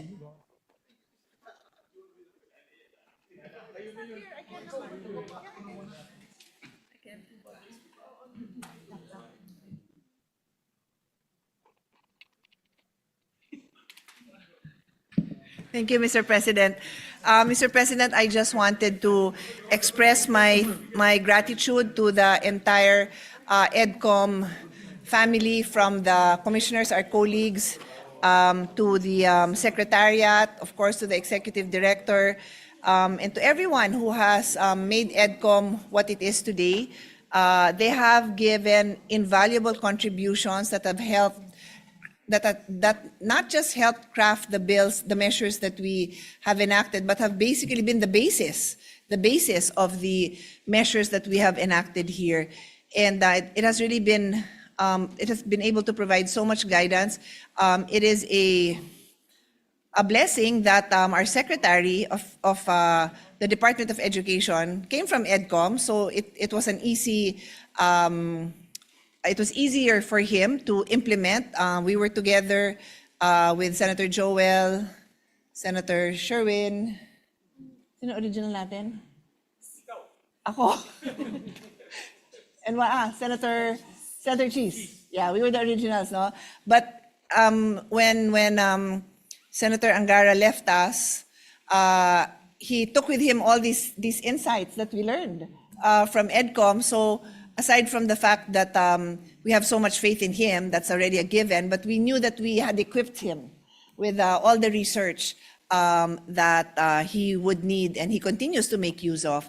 So I just really want to express this sense of gratitude for all the work that has been done. And I will take this home. Napakabigat. I don't know if anyone has, this is serious stuff, and I'm pretty sure that what is inside is as heavy and as meaningful as the weight it is, the weight that you can feel. I don't know, this is, what is this? 3 kilos? Anyway, it's a lot of stuff. We look forward to the continuation of the work that was started. We cannot stop because learning is a lifelong process, so EDCOM must continue its work. I would like to have more to say. Unfortunately, I wasn't feeling well and wasn't able to attend. So, di na ako mag-iimbento ng insights ko, but rest assured that I will go through this, and then I will be posting my observations and my summaries, my own summary of what is contained here, because I think this is very valuable. Thank you, Mr. President. I do believe that our children are in good hands, not just with the Secretary, but with all the work that EDCOM has done. Thank you. Senator Lorne Legarda is recognized.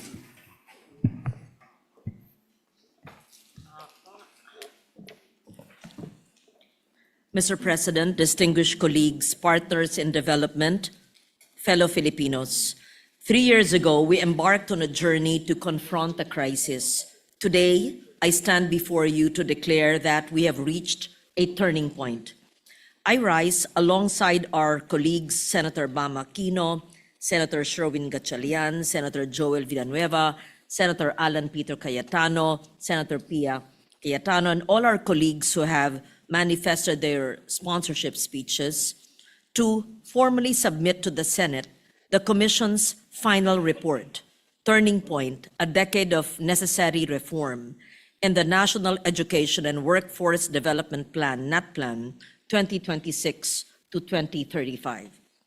While our diagnosis was unflinching, our conclusion is undeniably hopeful.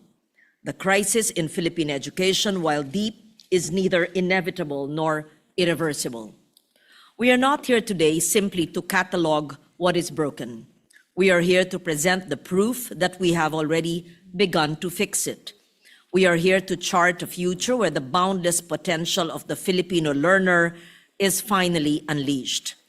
Mr. President, cynicism is easy, but progress, however hard-won, is undeniable.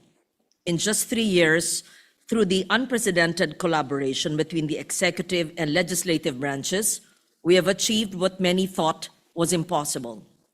We have proven that the system can move. We have backed our vision with historic resources. For fiscal year 2026, we have secured a budget through our chair, Senator Sherwin Gatchalian, 1.37 trillion for the education sector, the highest allocation in our history, reaching more than 4% of our GDP, inching closer to the global benchmark. We are no longer just talking about prioritizing education, we are funding it. We have restored equity to our free education. We discovered that our tertiary education subsidy was drifting away from those who needed it most. We acted. Because of our interventions, the share of the poorest beneficiaries, those from 4Ps and listahanan households, has surged from a low of 23% in year 2022 to 61% in 2024. We are putting the public back in public service. We have delivered landmark legislation. We did not just study the problems, we legislated solutions. We have passed 10 landmark laws in record time.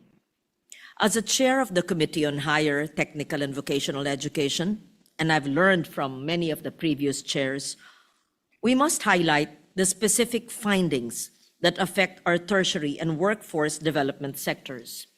For too long, our students have faced dead ends instead of open doors. We found a system rigid in its credentialing, where a skilled worker cannot easily transition to a college degree, and where a college graduate often lacks the job-ready skills demanded by the industry. We found that TESDA's mandate has drifted. Created as an authority to oversee skills development, it has become overwhelmed by its expanded mandate since 1994, as well as with direct training provision, consuming 40% of its budget, while its devolution to local governments remains unfulfilled after 30 years. We found a scholarship system that, until recently, failed to target the poorest, with the bulk of funds supporting low-level qualifications rather than the higher-level skills our economy needs. In higher education, we saw a Commission on Higher Education burdened by an explosion of mandates, 164 new laws giving it additional responsibilities since its creation in 1994, transforming it from a policy-making body into a massive financial service provider. We saw a lack of strategic direction, where state universities and colleges expand programs without a unified national plan, with increasingly duplicated programs with local and private colleges and universities. Against this backdrop, 10 regions do not have a single provider of a program in pharmacy, 13 in dentistry, 2 in early childhood education, and 14 in speech pathology. Meanwhile, In TVET, 14% of our trainees complete bread and pastry making and 15% in driving, as industry leaders lament the lack of well-trained workers in manufacturing, healthcare, and digital technology. These are symptoms of an education system that far too long has not been responsive to the needs of our people. However, Mr. President, this report is not a eulogy for our education system. It is a testament to resilience and the possibility of reform. I am filled with optimism for the future of our workforce. In the 19th Congress, we passed the enterprise-based education training framework, addressing many of the bottlenecks faced by the Dual Training System Act of 1994. This is a game changer. We are opening the doors for industries to be co-authors of our curriculum, ensuring that training leads directly to jobs. We are creating a system where diploma is a passport to employment, not a document of uncertainty. Most recently, the passage of the Lifelong Learning Development Framework Act has addressed this issue. We are building a country where education does not end at graduation. We are creating a system where a skilled worker can return to school, a college dropout can gain certification, where every Filipino can upskill and reskill throughout their lives. We are also breaking down the silos with the creation of the Education and Workforce Development Group, following the joint concurrent resolution advocated by EDCOM, adopted by both houses, DepEd, CHED, and TESDA, are finally sitting at the same table, planning with a single purpose. We're moving towards a seamless system where a student can climb from a national certificate to a master's degree without hitting dead ends. The document we submit today, the National Education and Workforce Development Plan for 2026 to 2035, is our covenant for the next decade. It is a plan anchored on the belief that the Filipino talent is indisputable. Across the world, Filipinos thrive even in the most demanding environments. Imagine what our youth can achieve if their own country finally gives them the support they deserve.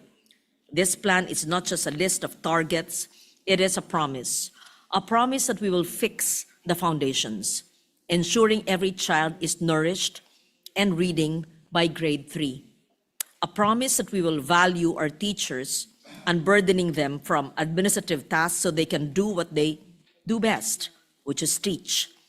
A promise that we will align our training with the future, preparing our youth for high-value industries like healthcare, digital technology, and many more. Mr. President, we continue our work not with despair, but with a profound sense of possibility. The window for reform is open. The momentum is on our side. It is up to each of one of us to respond to this call with urgency, fueled by our faith in the potential of our youth as well as the responsibility of our generation to fix a broken education system so that they can fulfill their potential. As stated in the report, and I quote, "We shall fashion the frailty of our circumstances into a ladder that allows us to climb great heights and usher the Filipino youth upwards," unquote. Let this final report be the map. Let the National Education and Workforce Development Plan be our compass. Let our collective political will be the engine that drives this nation forward. The turning point indeed is here. The future can be bright, and the best days of Philippine education are ahead of us, so long as we respond with urgency, discipline, and unity. I therefore proudly submit, together with my esteemed colleagues, the EDCOM II final report. Thank you, Mr. President. Thank you. Majority Leader. Thank you, Mr. President. And also, Senator Mark Villar would like to put his manifestation or insert into the records his manifestation on the EDCOM II report. All right, so inserted into the records. Thank you, Mr. President. And I'd just like to put on record my elation I found in page 441 of the report, of the committee report of EDCOM, that they had highlighted the municipality of ours in Bukidnon, Manolo Fortich, under Joman Alba and Mayor Quino, very progressive leaders. They're highlighting the example on how LGU-led investments in nutrition governance can produce significant improvements in child health, Mr. President.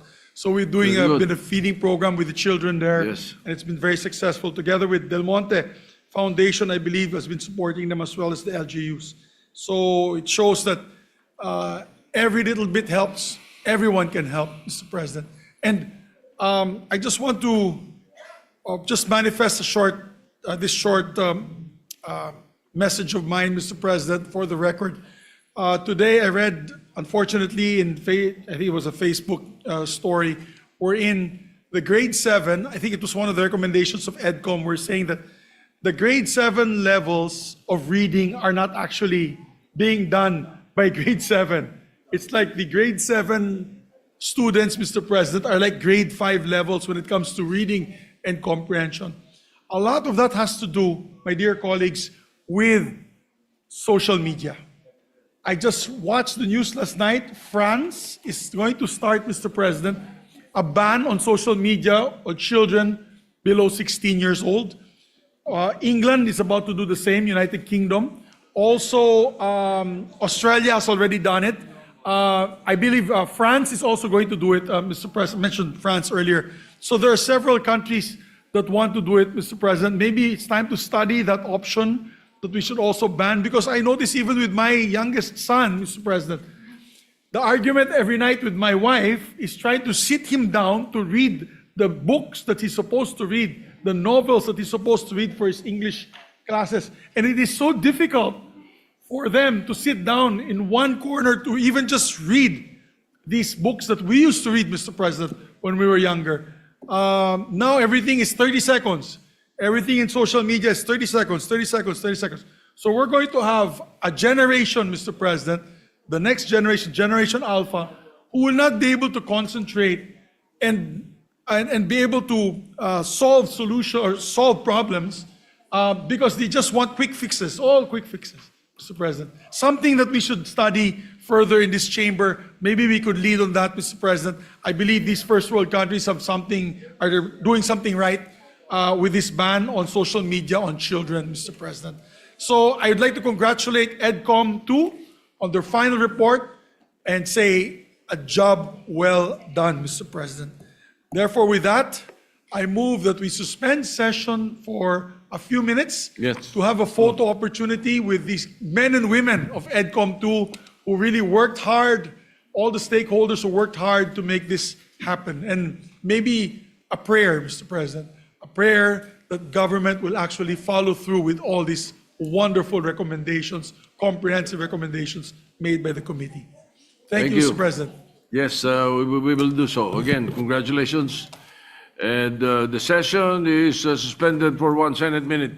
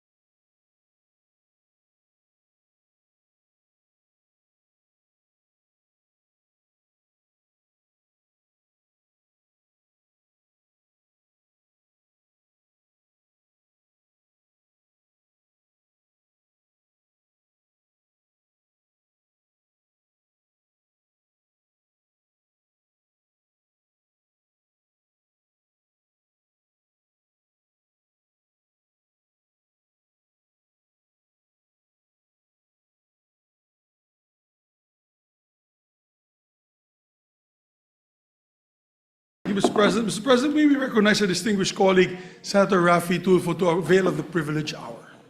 Senator Rafi Tulfo is recognized for the privilege hour. Thank you, Mr. President. Distinguished colleagues, I speak before you today on a matter of personal and collective privilege. I would like to raise an alarm regarding the continued dredging activities in our country. Di po kakayanin ng konsensya ko na manahimik sa bagay na ito dahil kinabukasan ng ating kalikasan at ng industriya ng pangingisda ang nasa peligro.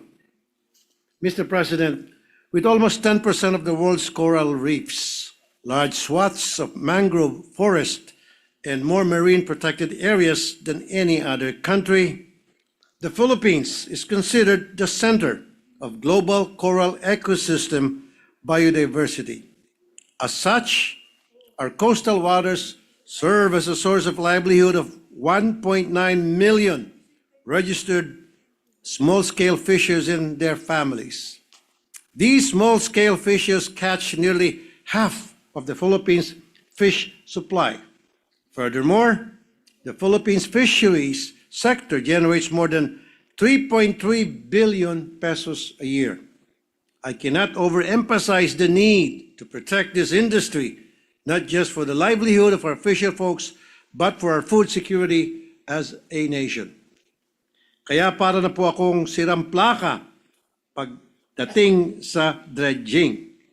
Ang daming committee hearings at budget hearings na kwenisyon ko po ang ilang dredging activities. Nagsimula po ito nung lumapit sa aking opisina ang ilang concerned citizens ng Zambales na naalarma sa tuloy-tuloy na dredging activities na sinasagawa sa kanilang bayan. Nasisira po ang kanilang dalampasigan na dating dinadayo ng mga turista. At ang marine ecology ay apektado kaya damay pati ang fishing livelihood. Before the production of bangus and bangus fish fry provided local fishing communities with earnings of at least 5,000 to 13,000 pesos per day for fishers. But the quality of the water and the marine habitat has changed and their harvest has been affected. Ang sinasagawang dredging doon ay protektado ng LGU ng Zambales, kasamang DPWH at naaprubahan ng DNR bilang river restoration noong 2021 pa daw. Pero bakit nasa dagat na ang mga dredging vessels? Bakit naghahakot na lang sila ngayon ng buhangin? Bakit hindi matapos-tapos ang river restoration? Sa tingin ko po, hindi na ito river restoration kasi mismo ang provincial government ng Zambales ang nagmamalaki at nagmamayabang na ang main source na income nila sa kanilang probinsya ay ang dredging at quarrying. Pagkatapos po ng Zambales, sunod-sunod na ang mga lumapit sa akin na reklamo tungkol sa dredging. Sa Mamburao, Occidental Mindoro, pareho po ang kwento. The dredging is allegedly for river restoration by the provincial government to prevent flooding. However, locals report that the dredging is occurring about 1,500 meters from the river mouth in the sea, indicating a different purpose, such as extracting sand for commercial use. Nung inilapit sa akin, agad-agad din naman po napaalis ng LGU at natigil ang dredging. Ibig sabihin, hindi lehitimo ang operasyon. May lumapit din po sa amin na taga Gloria Oriental Mindoro. Ganon din po ang kwento. Fundraising ng LGU disguised as river restoration. Mr. President, ang nangangamba sa mga dredging operations na ito ay ang ating mga mangingisda. But despite the importance of the Philippine coastal fishing sector, they are not protected from these dredging operations. Large-scale fishers' average catch per day has decreased steadily for decades. They now spend more time at sea, going further and further from home for small yields. Mr. President, I fully understand that there are several circumstances when dredging is needed, including the maintenance of waterways for ships, as well as the cleaning of pollutants in bodies of water surrounding cities. However, environmental groups have flagged that excessive dredging can lead to environmental harm, particularly the destruction of marine life. Kaya nilapit po namin ito, mga dredging activities sa Bureau of Fisheries and Aquatic Resources o BFAR. Binigyan namin sila ng mga listahan ng dredging projects galing sa DNR upang alamin kung apektado ba ang mga ating mga mangingisda. BFAR acknowledged that it was often not consulted or involved in the planning, implementation, or monitoring of DPWH-led dredging projects. BFAR reported documented impacts on fisheries, including saltation, turbidity, mangrove damage, and disruption of fishing grounds.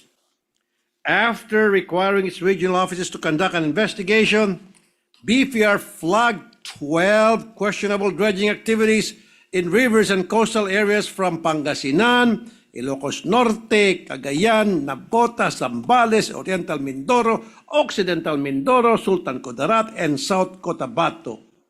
In its report, stated the following findings. Number 1, lack of environmental compliance.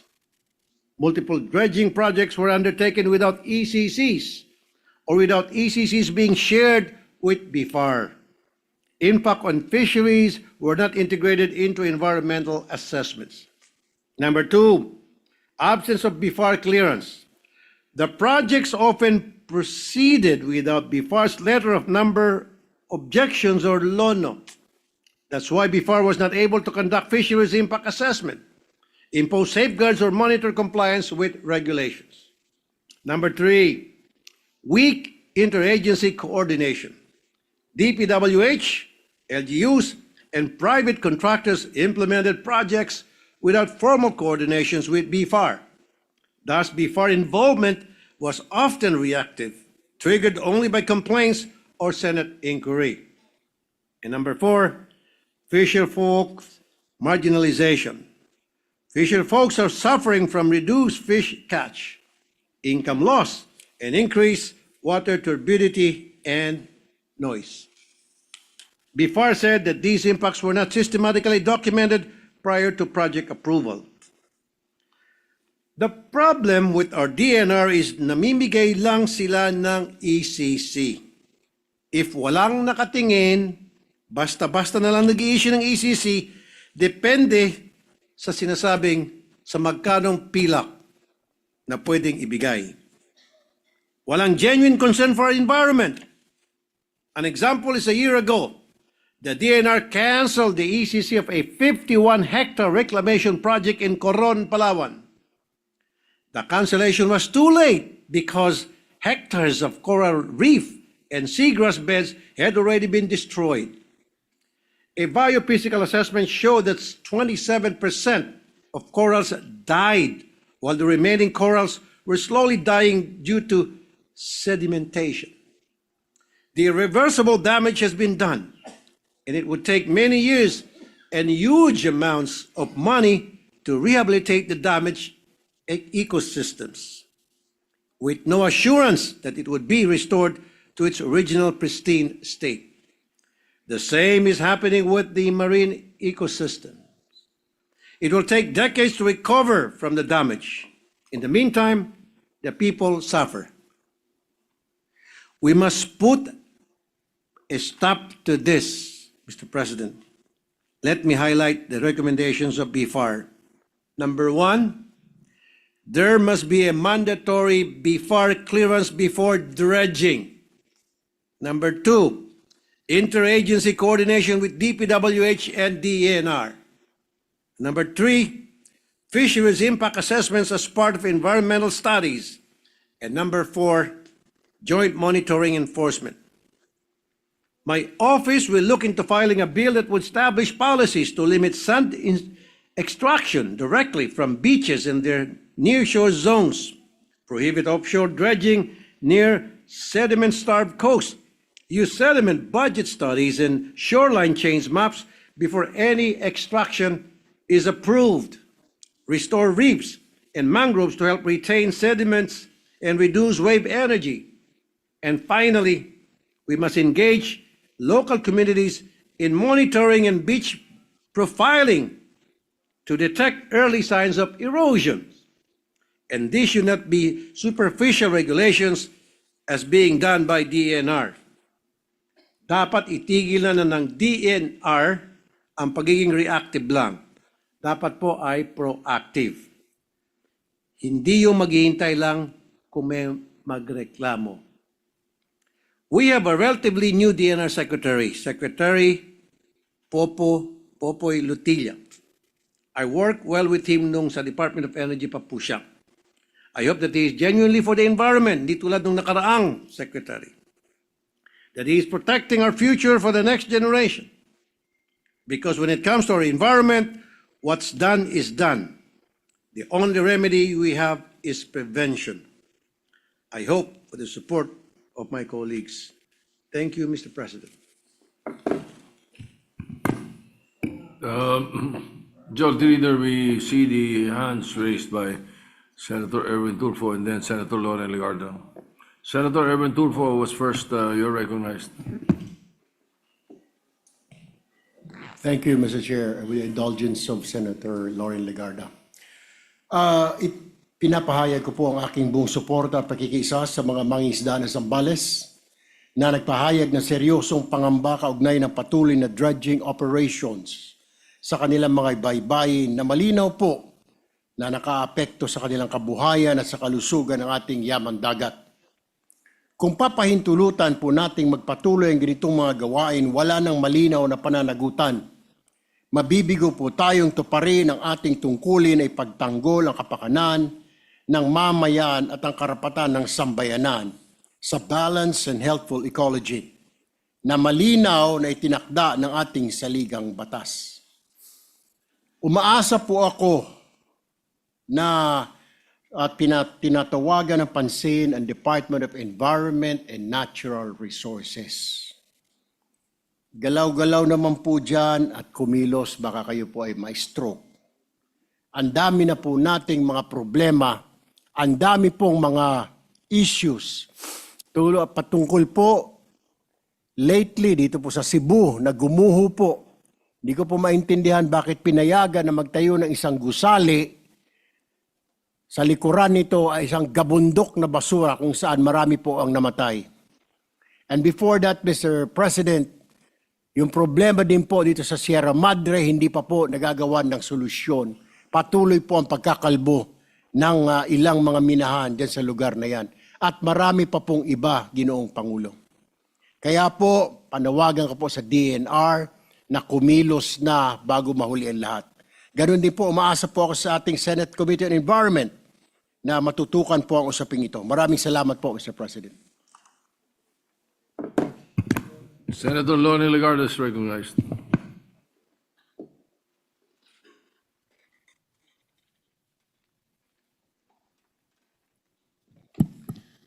Thank you, Mr. President.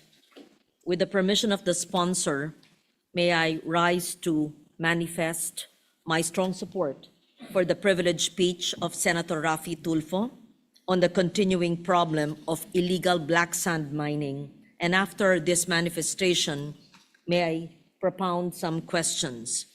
The issue raised involves serious environmental damage, the erosion of coastal protection, the steady destruction of livelihoods of our small fisher folks who depend on healthy nearshore ecosystems.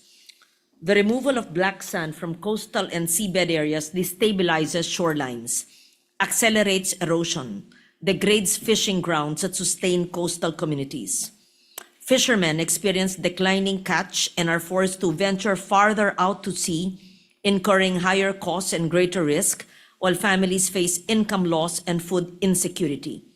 Coastal ecosystems that once served as natural buffers against storm surge and flooding are weakened, exposing nearby communities to greater harm during extreme weather events. Given this impact, the government must be steadfast in ensuring that activities involving black sand extraction are totally prohibited. The environmental and social cost far outweigh any claimed economic benefit, particularly when these activities compromise our food security, disaster resilience, and the long-term sustainability of our marine resources. Accountability must extend beyond private operators. Local government units that allow, tolerate, or fail to prevent these activities within their jurisdiction should be held to account.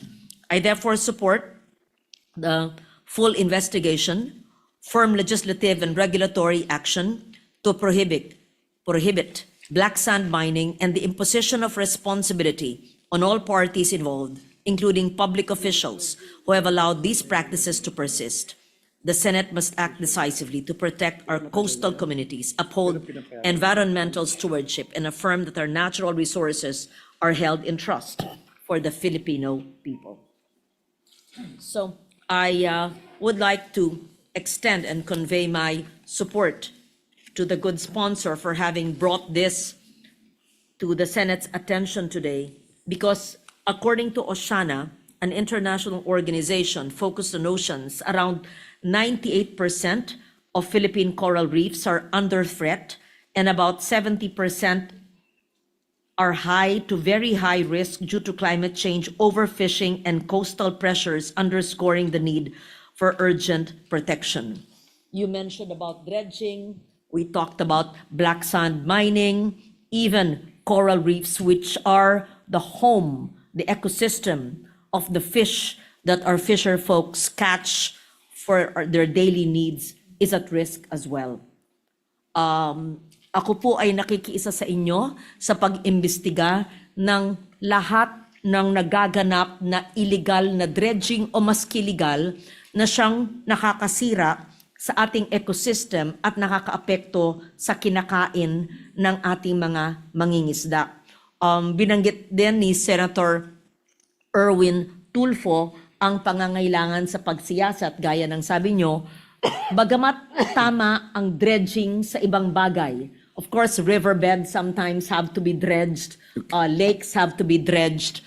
But what Senator Erwin Tulfo mentioned na hindi lang to environmental aspect, o kayo ba ang nagbanggit? I don't know which Tulfo mentioned this, but it must have a BFAR clearance as well, because it may be environmentally legal, but what if it affects our food from the ocean? So kailangan po ay maliwanag na koordinasyon ayon sa siyensya, ayon sa pagkain, ayon sa hinuhuli ng ating mga mangingisda. I recall there's this group in Zambales. I'm not sure if it's the same group that has been asking you, that has been complaining about black sand mining. I brought it up several times to the DNR, but they claim that the group complaining do not belong to that area or do not own the land. And they said that this black sand mining is part of the dredging operation to improve the ecosystem. So it's not clear to me. And whether the people complaining have a valid legal title to the land is beside the point. Ang mahalaga ay nakakasama ba, at binanggit pa sa akin ng grupong kausap natin, ay Chinese vessels daw ang kumukuha ng black sand doon at dinadala kung saan. What part of Zambales is this? Not sure, yes. Yeah. It must have been the same group. So, ang pangangalaga sa ating mga coastal ecosystems, iba pa ang pangangalaga sa ating mga bakawan at ating mga mangroves, ang pangangalaga sa ating coral reefs na bahay ng ating mga isda. Ang dami-daming dapat alagaan, bantayan, and I agree with you that the DNR and the local governments must not be reactive. Hindi lang pag nawasak na, pag meron ng pumasok ng mga barko, pag sinisira na o kinuha na, doon lang mag-iimbestigasyon. It must be protection and prevention rather than curative and investigation. And so, with that, I just ask the good sponsor, ano ba ho ang mga kailangang polisiya, or maybe not a policy, what must we do with urgency so that all these illegal and harmful extraction from our marine ecosystems will stop, so that our fisher folks who are benefiting, of course, from our the food that they gather from the seas will be protected. Ano po ang inyong rekomendasyon? Thank you, Mr. President. Before I would answer your question, you did mention about a group that came to my office to complain at sinabi po ng provincial government ng Zambales na bakit ka nagreklamo, hindi naman you don't belong here, hindi naman kayo taga rito. Ang pangalan po ng grupo ay Pamalakaya. And itong grupong ito ay very concerned sa ating environment, although some of them do belong to that area and others does not. Pero ang maganda rito, sila po ay isang grupo na mayroong pagmamahal sa ating kalikasan. Now, in answer to your question na ano pong dapat gawin, ang nangyari kasi every time na meron pong mga dredging operations, wala pong coordination ang DNR sa BIFAR. Very important po yun na sana bago magkaroon ng dredging operations kahit sa ang parte ng Pilipinas, it involves dredging sa whether sabihin nila river mouth, and then later on naman, cover up lang nila yon. Ang target talaga nila, black sand like you said, then yung sa dagat na, and then naapektuhan yung mga coral reefs. Dapat merong letter of no objections from the BIFAR. Ang nangyari kasi more often than not, sila po ay gumagawa ng dredging at wala man lang paalam o coordination with BIFAR. At ang masama pa nito, itong mga nagde-dredge, gumagawa ng dredging, black sand, mga Chinese vessels, tama po kayo, at yung mga buhangin natin dito, yung mga black sands dito, dinadala sa China. So kinukuha na nga nila yung West Philippine Sea, pati ba naman yung mga buhangin natin, kukunin pa rin nila. Pati yung mga isda natin, papatayin nila. So it is really very important that BIFAR has to be consulted, and BIFAR needs to inspect and assess kung hanggang saan lang ba pwede mag-dredge yung isang nag-apply ng permit for dredging. Pero ang nangyari sa ngayon, Mr. President, BIFAR is not even being consulted o kahit man lang isaalang-alang nila na sana kausapin, because BIFAR is the lone agency that knows better when it comes to the environment, when it comes to our fisher folks, na kapakanan natin mga fisher folks, and of course, yung mga laman dagat kung sa ika nga nila. Thank you, Mr. President. Thank you very much for that statement. May I add, Mr. President, that reported black sand mining sites in the country would be in provinces but not limited to in Leyte, Cagayan, Pangasinan, and Zambales, according to reports. And it also suggests there is a report that the DNR classified the environment impact study for the Zambales dredging project under a department order way back in 2019 as a non-environmentally critical project. So I'm not sure why the DNR keeps on saying it's a non-ECP, yet research from marine organizations say that dredging at the river mouth may have caused the erosion in those areas. So these were old studies, but it's still relevant up to now. And in May this year, I understand that there was an investigation into claims made by the NICA, the National Intelligence Coordinating Agency, that the sand used, I'm not certain, but this is a report, in China's reclamation projects in the West Philippine Sea may have been sourced from our nation's coastal areas. So I also understand that there's a bill pending in the House of Representatives that prohibits black sand mining. I'm not sure if we have a counterpart here. Just so that we all understand, black sand mining extracts valuable minerals like magnetite and zircon from black sand deposits on beaches or riverbeds, often found near volcanic areas, but this is highly controversial due to severe environmental damage, including coastal erosion, flooding, ecosystem destruction, and land subsidence, leading to widespread illegal operations in the Philippines. And communities suffer loss of livelihood and increased vulnerability to natural disasters. And so I would join Your Honor in an investigation, not just with the DNR as resource, but perhaps the Pamalakaya and even militant grassroots organization who know the situation in the far-flung rural areas, especially in marine areas, marine protected areas. Yeah, thank you, Mr. President. That's why sa next hearing sa environment, gusto ko pong ipatawag yung mga taga-DNR para we'll conduct an audit as to the numbers of dredging operations nationwide, and if these dredging operations, sila ba ay kumuha ng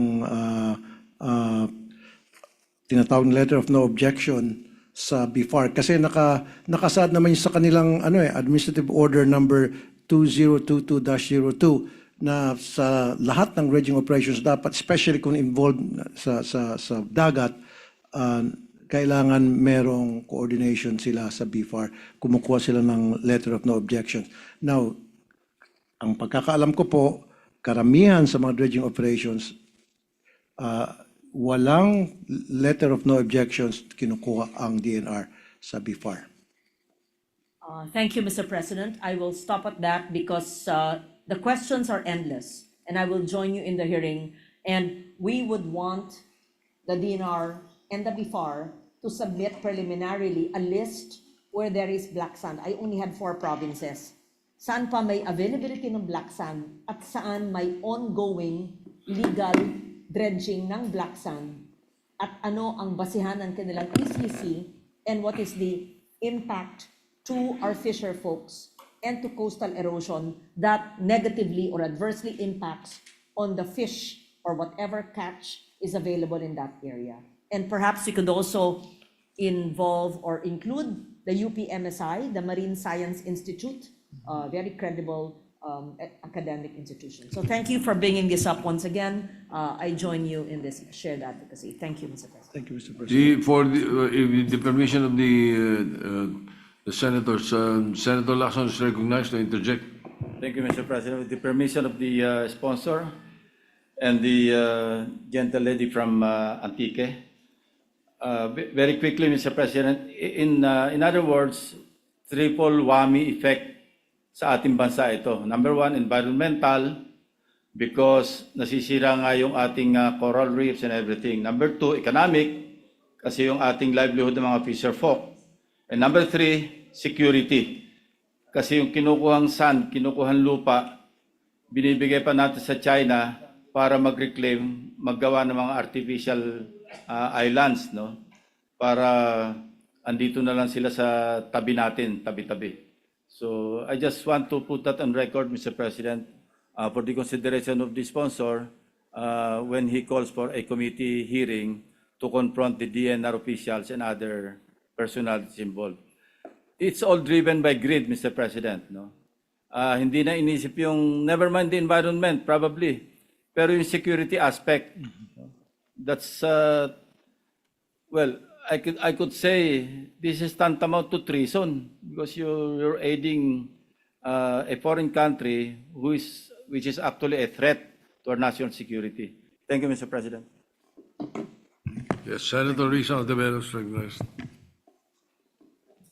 Salamat po, Mr. President. Just a brief manifestation ng pagpapasalamat sa nag-deliver ng privilege speech, at intention ko pong sumama din kay Senator Loren at sa ating Senate President Pro Tempore na lumahok dun sa pagdinig na gaganapin dun sa speech ng good gentleman mula sa Isabela.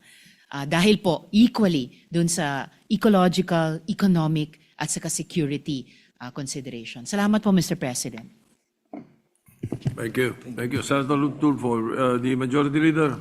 Thank you, Mr. President. Mr. President, I move that the speech and all the accompanying manifestations and remarks and discussions of our colleagues be referred to the Committee on Environment and Natural Resources and Climate Change. I so move, Mr. President.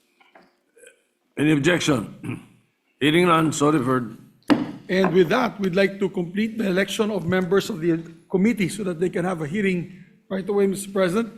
Pursuant to Rule 10, Section 13 of the Rules of the Senate, I move to elect the following committee members. For the Committee on Environment, Natural Resources, and Climate Change, on the part of the majority, Senators Pia Cayetano, Senator Erwin Tulfo, Senator J.V. Ejercito, Senator Risa Ontiveros, Senator Wing Gatchalian, Senator Manuel Lito Lapid, Senator Lauren Legarda, Senator Pangilinan, Senator Mark Villar, and Senator Bam Aquino. I so move, Mr. President. Any objection? Hearing none, motion's approved. And Mr. President, upon the instruction of the chairperson, Senator Camille Villar, I manifest the designation of Senators Pia Cayetano, Senator Ronald Bato de la Rosa, Senator Erwin Tulfo as vice chairpersons of the Committee on Environment and Natural Resources and Climate Change. I so move. Any objection? Hearing none, approved. I believe it's only been read now because the chairperson was on maternity leave, Mr. President, maternity leave. And for the Committee on Ethics and Privileges, I move to elect anew the following members of the part of the minority. I think they're going to,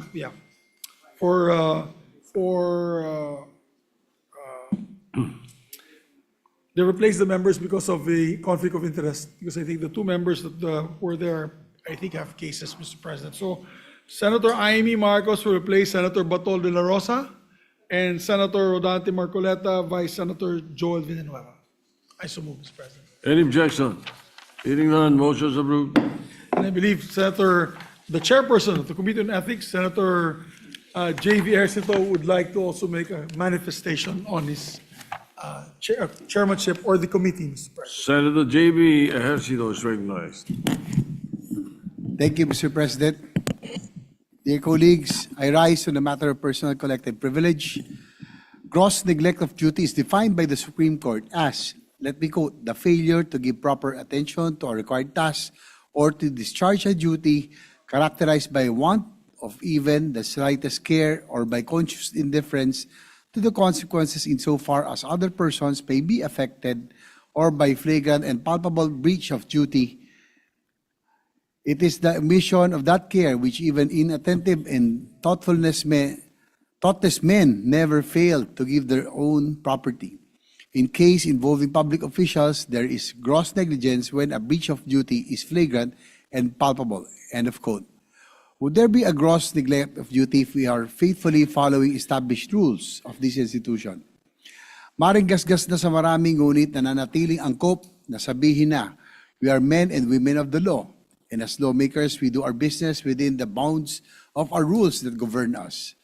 Tayo pong mga senador ay may rules na nagtatakda ng parameters ng mga kapangyarihan na ipinagkatiwala sa atin. Mayroon tayong limitasyon at hindi natin nais na lumabis dito. We have rules and we live by them every single day. Our primary duty, first and foremost, is to craft laws. We are lawmakers and we are expected to be the first to follow the rules, laws, and laws. Noong mga nakarang araw po ay nakarating sa akin ang maparatang na hindi ko raw umano inaksyonan ang mga complaints na na-file sa Senate Committee on Ethics and Privileges kung saan ako ay tinalaga bilang chairperson. I have even received an ethics complaint filed against me in my capacity as the committee chairperson. Sabi ko nga po, everyone is entitled to their own opinion and is free to file a complaint against anyone they feel they are aggrieved by. This is how democracy works. Ngunit para sa hindi pamilyar sa proseso ng ating trabaho sa lehislatura, marahil ay maari talagang mabuong iba't ibang mga haka-haka at akusasyon. You see, the status of the Committee on Ethics is largely due to a chain of events. The change in the leadership from former Senate President Francis G. Escudero to Senate President Vicente Tito Soto III is public knowledge. The internal structure of the Senate was also changed. Some of the officers were replaced and the new ones were elected. Committee chairmanships became vacant and new chairpersons were elected and new members supposedly nominated. Some committees were constituted and went about their business right away. Others, however, were not constituted yet. A committee cannot perform its powers and functions if it has not been constituted. If it proceeds without the benefit of being constituted, the committee risks invalidating all of its succeeding actions. Pwede po ba tayo magsagawa ng mga pagdinig? Maaari nating itong gawin, ngunit ito ba yung nararapat gawin? Wasto ba ito at naayon po sa rules of the Senate? Nakatali po ang ating mga kamay, nakatali po ang kamay ng chairman. Nakagapos po tayo sa prinsipyo at patakaran ng ating sinusunod. For as long as it remains unconstituted, the committee is likewise unable to adopt its own rules which shall govern its procedures and all the technicalities that come with it. The rules observed by the Committee on Ethics and Privileges of the last Congress do not automatically carry over to the present Congress. Under long-standing parliamentary practice, each newly constituted Congress begins as a separate, distinct body. Consequently, all committees must first be formally organized and their internal rules must be expressly presented, deliberated upon, and adopted by their members. It needs to be approved and adopted during the organizational meeting of the committee by its members from the 20th Congress. This includes the marking of the case numbers of the complaints filed, which my office has arranged and kept in the order they were stamped received. Sa kasalukuyang estado ng Committee on Ethics, ang maximum na pwede nitong gawin ay tumanggap ng complaint na maaring paningin ng ilan ay minimal. Binabasa at pinag-aaralan natin ang mga complaints na ating natatanggap at binibigyan natin kaukulang aksyon sa sandaling legal ng makapagsasagawa ng mga pagdinig ang Committee on Ethics. Isa lamang po ako sa 24 na miyembro ng 20th Congress. Hindi ko maipipilit kung sino man ang sa aking makasamahan na maging kasapi ng kahit na anong komite. Malaya silang tumanggap at tumanggi sa anumang nominasyon. I understand very well that deciding to be a member of this committee could take some time. Sa committee ito, mas marami kang magiging kaaway sa ating mga kasamahan kaysa magiging kaibigan. Mahirap pumagitna, ngunit tinanggap ko ang hamon. Kung 23 ang kasamahan ko rito sa plenaryo, ito ay lahat sila ay kakasuhan, doble nito at 46 agad ang panig na mabubuo. Sa bawat isang senador na kakasuhan, may isang panig na magagalit at pagtanggap ng komite sa inaing reklamo. Months later, the budget deliberations came and the focus of everyone in this August chamber was to cleanse the budget process and rid it from possible traces of corruption. I strongly agreed to this and I actively participated likewise in the process. Meanwhile, the Committee on Ethics remained unconstituted still because the complete members have not yet been elected in plenary. Sa kasamaang palad po, nung kasagsagan ng pagtalakay at debate sa 2026 budget sa Bicameral Conference ay tinamaan po ako ng sakit. Na-hospital po ko ng halos ilang linggo, ngunit pinilit ko pa rin na natin makadalo sa iba't ibang mga hearing via teleconference.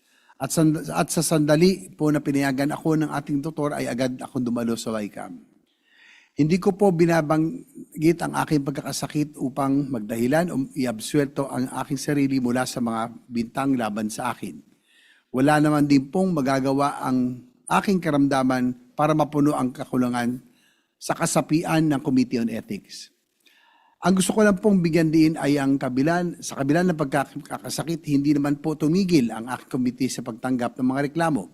At kung constituted naman po ang committee ay naaksyonan po natin ang mga complaints na natanggap.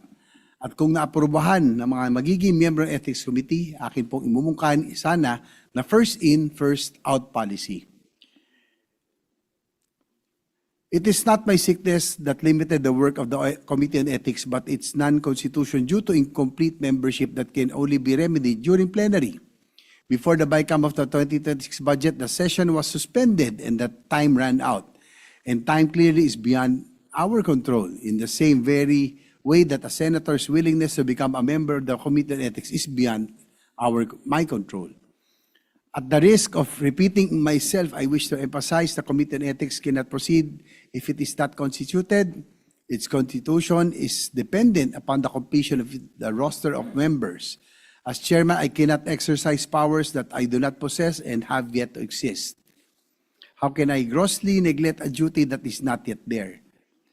Logic dictates one can only give one has. Therefore, I cannot neglect to fulfill something that has not yet been bestowed upon me. To accuse me then of grossly neglecting my duty is also grossly illogical. In being accused of neglecting my duty as chairperson of the Committee on Ethics, I am being pressured to act beyond what is lawful. Is it acting beyond the powers bestowed or delegated in itself gross neglect of duty, our duty to abide by our rules? Is it arrogance and abuse of power? The chairmanship of the Senate Committee on Ethics and Privileges was something that this humble representation did not choose or ask for. It was entrusted upon me by the current leadership of the Senate. Each of the committees has its own chair who facilitates and presides over its business and concerns. No matter how hard or easy such a duty may seem, we try our best to perform our mandate to the highest possible standards one could give.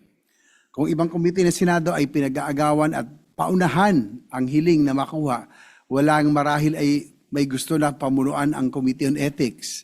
Ngunit tulad ng ibang committee, inialok ito sa isang senador na nakikita ang liderato na pinakaamkop at katanggap-tanggap na humawak nito.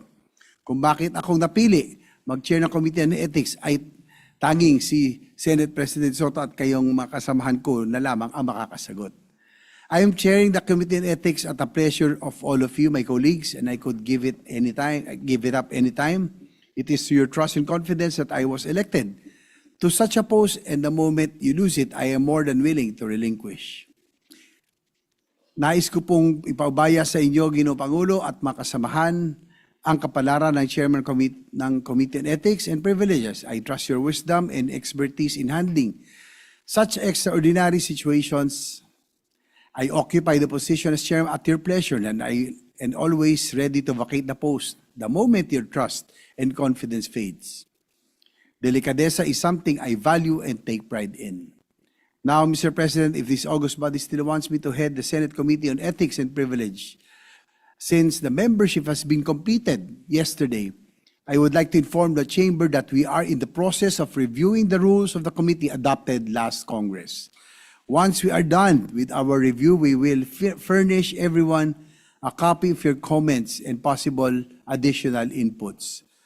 We are likewise preparing to schedule the organizational meeting of the committee where the members, may formally organize and adopt the rules to govern its proceedings, hopefully by next week. We plan to do this with utmost respect for the processes, established rules, and traditions of this institution, in faithful fulfillment of our mandate without any gross neglect of our duty. Maraming salamat po at pagpalain po na tayong lahat. Thank you, Senator J.B. Ejercito. You have our full trust and confidence as chairman of the Committee on Ethics and Privileges. Thank you, Mr. President. And just a short manifestation in support of our chairperson, Mr. President. Go ahead. Mr. President, as the chairperson of the Committee on Rules, I must emphasize that we in the Senate have always operated under a committee system. And this system is bound by a set of rules. This is to ensure that all measures, or in this case, the case of the Ethics and Privileges Committee, are properly dealt with. Kailangan pong maintindihan ng lahat ng nakikinig po na yun, a committee must first have a complete membership before it can be organized and conduct a hearing or meeting. As you know, even to this last minute, we had to change members of the Committee on Ethics. Kaya hindi po mabuo yung committee at hindi po sila makatawag po ng isang hearing. So, let me repeat, kailangan po maintindihan ng lahat ay kailangan kompleto po ang membership ng committee to be organized and conduct a meeting. For the Ethics and Privilege Committee, we did not complete the membership until today, this afternoon. And sure enough, Senator JV is already looking forward to calling for a hearing by next week. I say all of this, rather, Mr. President, to ease the concerns of the committee's chair's supposed negligence as brought about by some complainant. I assure our people that everything has been proceeding in order and keeping with the rules of the Senate. And we trust that Senator JV will continue to uphold the Senate rules as the Ethics Committee is now empowered to proceed with its functions. He is also the best candidate and best person for the job, Mr. President, because he's the reluctant candidate. He didn't want this position from the very beginning, but he's willing to make the sacrifice to make sure that each and every one of us will be following the rules and procedures and ethical standards of this great institution. So we thank him for that, Mr. President. Mahirap pong maging chairman ng ethics. Marami pong tumanggi dito, pero siya, being reluctant that he is, we had to convince him, and he gladly agreed to take the job, especially now that there are pending cases on this issue. We trust him and fully support him, Mr. President. We give him our 100% support. Maraming salamat, Mr. President. All right, thank you, Majority Leader. And Mr. President, last item on the agenda, since we already can approve this on second reading with the permission of everyone, including those proponents who proposed amendments, I move that we consider for amendment, Mr. President, Senate Bill number 1509 under Committee Report number 13. So moved. Any objection? Hearing none, consideration of 1509 is in order. This is the the Philippine- parliamentary status, Mr. Majority Leader. Thank you, Mr. President. We are in the period of amendment, and we are taking up the act establishing the Philippine Geriatric Center for all our super senior citizens, Mr. President. So, maraming matutulungan itong centers na ito. Mr. President, Of we course. recognize Senator Risa Ontiveros. Senator Risa Ontiveros is recognized, the principal sponsor of the measure. Salamat po, Period of amendment. Mr. President. Mr. President, colleagues, the proposed amendments to the Philippine Geriatric Center bill reflect the valuable insights shared during the interpellations of Senators Pia Cayetano, Rodante Marcoleta, Bongo, Robin Padilla, and Jinggoy Estrada. These amendments ensure that the PGC will not only serve as a tertiary specialty hospital for our older persons, senior citizens, and the elderly, and our aging population, but also function as the apex of an integrated, inclusive, coordinated, and sustainable geriatric care system. They likewise guarantee priority access for indigent and vulnerable older persons and align the measure fully with the Universal Healthcare Law and the Sustainable Development Goals framework. Furthermore, the amendments strengthen the PGC's age-friendly design, leadership and management, service integration, project completion timelines, and congressional oversight, ensuring that this landmark facility is inclusive, responsive, and accountable, and capable of meeting the needs of our rapidly aging population. On Section 2, Declaration of Policy, Mr. President, amendment from Senators Pia Cayetano and Robin Padilla, aligning the PGC with our SDG commitment to achieving health equity, making it future-ready, globally aligned, and socially just and responsive to the urgent needs of the aging population. On page 1, delete lines 6 to 7 and replace with the following paragraph. Towards this end, the state shall adopt an integrated, inclusive, and comprehensive approach to health development in accordance with the Sustainable Development Goals, SDGs, particularly SDG 3, which seeks to ensure healthy lives and promote well-being for all at all ages. It shall uphold the principles of equity and social justice by ensuring equitable and sustained access to quality, affordable, and age-appropriate health services, by institutionalizing a comprehensive, integrated, coordinated, and sustainable geriatric care system, which will facilitate the establishment of a specialized teaching hospital and other geriatric health facilities for older persons and the aging population, particularly those who are poor, indigent, marginalized, or living with chronic and complex health conditions. I so move, Mr. President. Just a slight clarification. Yes, Mr. President. You said lines 6 to 7. Do you mean 6 to 9? I'm sorry, Mr. President. I do mean delete line 6 to 9 and replace 6 with to this 9. paragraph. All right. Yes, Mr. Any President. objection? Hearing none. The amendment is approved. Thank you, Mr. President. On Section 3, Philippine Geriatric Center, amendment from Senator Pia Cayetano and this representation to ensure that PGC delivers specialized, state-of-the-art care while promoting healthy aging through accessible programs and patient-friendly facilities, thereby upholding dignity and holistic well-being for senior citizens. On page 1, after line 12, insert new paragraph to read, "The PGC shall provide comprehensive health services for geriatric patients, including medical, diagnostic, rehabilitative, and wellness care designed for the older persons and aging population. It shall be fully equipped with state-of-the-art equipment and facilities complemented by adequately trained and competent human resources for health. It shall likewise promote healthy aging through creation of age-friendly programs and facilities. I so move, Mr. President. Any objection? Hearing none, the amendment is adopted and approved. Thank you, Mr. President. On Section 4, Purposes and Objectives, amendment from Senator Pia Cayetano and this representation to strengthen coordination between and among PGC, national government agencies, local governments, and other stakeholders. On page 2, delete lines 4 to 6 and replace subsection B to read, develop and implement a comprehensive, integrated, and coordinated geriatric care system to ensure the delivery of geriatric health, social welfare, protection, and support systems for the older persons and aging population in close coordination with, but not limited to, DOH, Department of Social Welfare and Development, DSWD, National Commission of Senior Citizens, other national government agencies, local government units, and public-private stakeholders. I so move, Mr. President. Any objection? Hearing none, amendment is adopted, approved.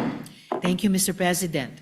Amendment from Senator Bongo to explicitly state the complementary role of the PGC in relation to regional specialty centers pursuant to RA 11959 or the Regional Specialty Centers Act. On page 2, line 17, insert a new subsection E to read as follows. Provide a specialty training and technical assistance to geriatric care specialty centers pursuant to Republic Act No. 11959, otherwise known as the Regional Specialty Centers Act. Then re-letter the subsections accordingly. I so move, Mr. President. Any objection? Hearing none, amendment is adopted, amendment approved. Thank you, Mr. President. Amendment from Senator Pia Cayetano to encourage shared public and private partnership in the implementation of the PGC law. On page 2, after line 23, insert a new subsection G to read as follows. Foster linkage and alignment with the private sector for public-private partnerships in accordance with existing laws, rules, and regulations. Then re-letter the subsections accordingly. I so move, Mr. President. Any objection? Hearing none, approved. Thank you, Mr. President.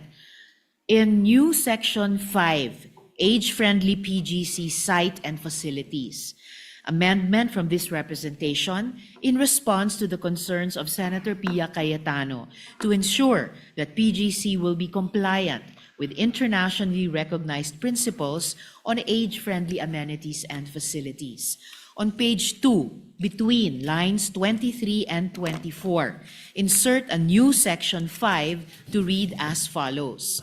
Section 5, Age-Friendly Philippine Geriatric Center Site and Facilities. The Philippine Geriatric Center, PGC, shall be designed, constructed, equipped, and operated as an age-friendly health facility that ensures the safety, accessibility, comfort, dignity, and independence of geriatric patients with appropriate support for their families and carers. The PGC shall comply with existing accessibility laws and national building standards and shall provide, at a minimum and as far as practicable, A, barrier-free and universal design features, B, senior-friendly patient rooms, wards, outpatient areas, and common spaces that reduce fall risks and support mobility, orientation, and infection prevention, C, accessible spaces for family members and carers, including accommodation and lodging for relatives and caregivers of patients requiring long-term care. D, facilities for long-term care, rehabilitation, memory care, palliative, and end-of-life services. E, accessible diagnostic, pharmacy, and support service areas. F, areas for health promotion, rehabilitation, mental health, social engagement, and recreational activities, including open spaces such as parks and walkways with trees and greenery. And G, disaster resilient, and climate responsive features addressing the needs of older persons. The Department of Health, DOH, shall ensure continuous compliance with this section and upgrade accordingly, pursuant to internationally recognized principles on age-friendly and elder-sensitive health facilities. Then renumber the succeeding sections accordingly. I so move, Mr. President. Any objection? Hearing none. Amendments adopted. Thank you, Mr. President. On new Section 6, Organizational Structure and Staffing Pattern, amendment from Senator Bongo and this representation prescribing the qualification of the Medical Center Chief of the PGC. On page 2, line 27, after the word regulations and the period, insert a new sentence to read as follows. The PGC shall be headed by a medical center chief, who shall be a duly licensed physician with demonstrated experience and competence in geriatric care and in hospital administration and management. I so move, Mr. President. Any objection? Hearing none. Adopted. Approved. Thank you, Mr. President. On new Section 7, coordination with and assistance from other government agencies. Amendment from Senator Bongo and this representation, recognizing the continuing role of the JRRMMC, NCGH, vis-a-vis the program, vis-a-vis, or in terms of the program and service development. On page 2, line 29, after the word DOH and the comma, insert the words, the Jose R. Reyes Memorial Medical Center, National Center for Geriatric Health, JRRMMC-NCGH, and a comma. And on the same page, line 32, replace the word elderly with the words older person and the aging population, so that the new sentence will then read as follows. The PGC shall collaborate with the DOH, the Jose R. Reyes Memorial Medical Center, National Center for Geriatric Health, JRRMMC-NCGH, the Philippine Health Insurance Corporation, PhilHealth, and the National Commission of Senior Citizens, NCSC, in the development, implementation, and continuous improvement of programs and services for the older person and the aging population. I so move, Mr. President. Any objection? Hearing none. Approved. Thank you, Mr. President. Amendment from this representation clarifying that the Philippine Geriatric Center shall not function as a standalone hospital facility, but shall serve as the apex of a continuing and integrated geriatric care system across all levels of health service delivery, fully aligned with the Universal Healthcare UHC framework. And from Senator Robin Padilla, emphasizing that indigent and low-income older persons, as well as vulnerable aging populations, shall be given priority access to geriatric services, consistent with existing social protection programs and the UHC framework. And also from Senator Pia Cayetano, integrating social welfare and support systems with geriatric care to address the complex need of the older persons and aging population. On page 3, delete lines 6 to 10 and replace with a paragraph that reads as follows. In coordination with the DOH, PhilHealth, LGUs, and relevant health agencies and facilities, the PGC shall ensure the integration of comprehensive geriatric services within the Universal Healthcare UHC framework. This shall include, but shall not be limited to, the strengthening of the healthcare provider network and a functional referral system for geriatric care across all levels of care, from primary to tertiary facilities. The PGC shall likewise ensure priority access to geriatric services for indigent and low-income geriatric patients, older persons, and aging population, consistent with the UHC Act. The PGC, in close coordination with the DSWD and NCSC, shall develop and implement programs related to the social welfare and social protection programs for the older persons and aging population. This provision shall further cover the inclusion, expansion, and enhancement of PhilHealth benefit packages for age-related conditions, long-term care, palliative, rehabilitative, and preventive health services that are responsive to the specific needs of older persons and the aging population. I so move, Mr. President. Any objection? Hearing none, the amendment is approved. Thank you, Mr. President. New sections on public-private partnership, completion of PGC, and congressional oversight. On page 3, between lines 13 and 14, insert new sections as follows. On new section 8, public-private partnerships, amendment from Senator Pia Cayetano and this representation, enabling the PGC to leverage private sector resources and innovation and ensuring sustainable operations and expanded access to quality care for older persons and aging population. On page 3, between lines 13 and 14, insert a new section 8 to read. Section 8, public-private partnerships. The PGC, DOH, and Public-Private Partnership Center, PPC, shall collaborate in pursuing public-private partnerships, PPP, for the establishment and development of geriatric care and wellness facilities, including related infrastructures, programs, and services that promote healthy aging and the welfare of older persons and aging population. The PGC may request the assistance of other national government agencies and local government units in seeking PPPs to ensure adequate support systems, sustainable operations, and innovative approaches in geriatric care. I so move, Mr. President. Any objection? Hearing none, the amendment is adopted. Thank you, Mr. President. On new section 9, completion period of PGC, amendment from this representation, setting the deadline and ensuring timely completion of the PGC in response to the concerns raised that the PGC will potentially become a white elephant project. Section 9, completion of the Philippine Geriatric Center. The DOH, in coordination with the implementing agencies, shall ensure that the PGC is fully constructed, equipped, and operational within 5 to 7 years from the effectivity of this act. I so move, Mr. President. Any objection? Hearing none, the amendment is approved. Thank you, Mr. President. And finally, on new section 10, congressional oversight. Amendment from this representation providing for congressional oversight, monitoring, and accountability to ensure timely completion of the construction, procurement, staffing, and operational readiness of the PGC. Section 10, congressional oversight and monitoring.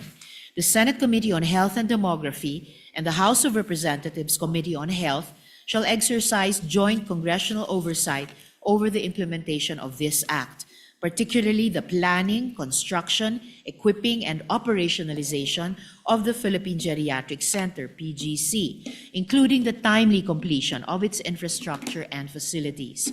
For this purpose, the DOH, in coordination with other concerned agencies, shall submit to the said committee semi-annual reports detailing the physical and financial status of the project, compliance with approved timelines and project milestones, procurement activities, and any delays, constraints, or deviations affecting implementation, together with corresponding corrective actions.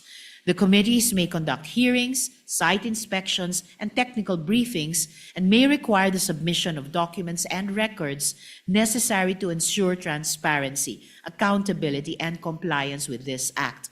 In cases of unreasonable delay, cost overruns, or material non-compliance, the committees may recommend remedial administrative actions, policy reforms, or legislative measures without prejudice to the conduct of audit, investigation, or review by the Commission on Audit, COA, and other appropriate oversight bodies. The joint congressional oversight under this section shall continue until the PGC is fully constructed, equipped, and operational. Then renumber the succeeding section sections accordingly. I so move, Mr. President. Any objection? Hearing none, the amendment is approved. Marami pong salamat, Mr. President. And Mr. President, in closing, I thank Senators Pia Cayetano, Bongo, and Robin Padilla for their proposed amendments. With these amendments now fully integrated, we have further strengthened the Philippine Geriatric Center bill to ensure that it is inclusive, age-friendly, and fully aligned with the universal healthcare framework and internationally agreed upon development goals.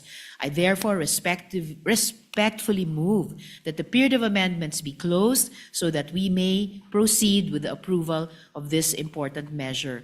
And finally, on behalf of the authors of the Philippine Geriatric Center Bill, Senators Mark Villar, Lito Lapid, Jinggoy Estrada, Bongo, Loren Legarda, Erwin Tulfo, Majority Leader Mig Subiri, Rafi Tulfo, and Joel Villanueva, maraming salamat, and may our senior citizens and elders live long and healthier, Mr. President. Majority Leader. What does the Majority Leader say? Thank you, Mr. President. Before we act on the request of our dear colleague, may I also be made a co-author of the measure, Mr. President, co-sponsor? I have an author, okay. You already are. My two colleagues here also want to be made. They are already. Including Senator Legarda? Yes. So she asked me the age now of geriatric age. Sabi ko, I really don't know if it's 60 as senior citizen or 70. Anyway, Yes, Mr. Majority President. Leader, I need not come up with a disclosure because I don't think I will benefit from that law, no? Yes, yes, that's true. Mr. President, half in jest, but also because of my inquiring mind, I'm one of the authors, but I don't recall seeing a definition of terms of geriatric. But it's way past the period of definition of terms. You already closed the period of amendments. But when I ask the Majority Leader, I will just tell you later after adjournment What he said what he said about you and me and Senator Lacson. No. about you. No, About of me. course. I actually did not say anything, Mr. President. I was just pointing to the direction there. But marami Mr. din dito. Huwag Matatanda. mapipilipat ang dila ng Tabukidnon. That's why I will hold, lest I say something. But the Senate President is always a good sport, and I will tell him exactly what you said. Actually, papunta na rin kami dyan ni Senator JV. We're on our way. Few more layers to go, and we'll also be senior citizens. So, You yes, know, there's one thing, one advice I can give you, Majority Leader Senator Subiri. Do not be afraid of old age. Try to reach it. oh, good words of wisdom. Words of wisdom from our Senate President. But I believe Senator Risa would like to be recognized once. Senator Hontiveros. Just a quick point of information, Mr. President, sa point ni raise ni Senator Loren. Tama po sila. There's actually no definition of geriatric dahil ang geriatric po has less to do with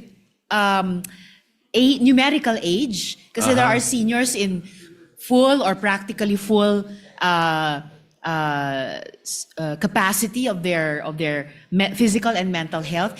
Mas po may reference sa geriatric conditions na may kinalaman po sa So progressive na geriatric diminution conditions sa does not capacities. really have nothing to do with age. Actually po, not strictly.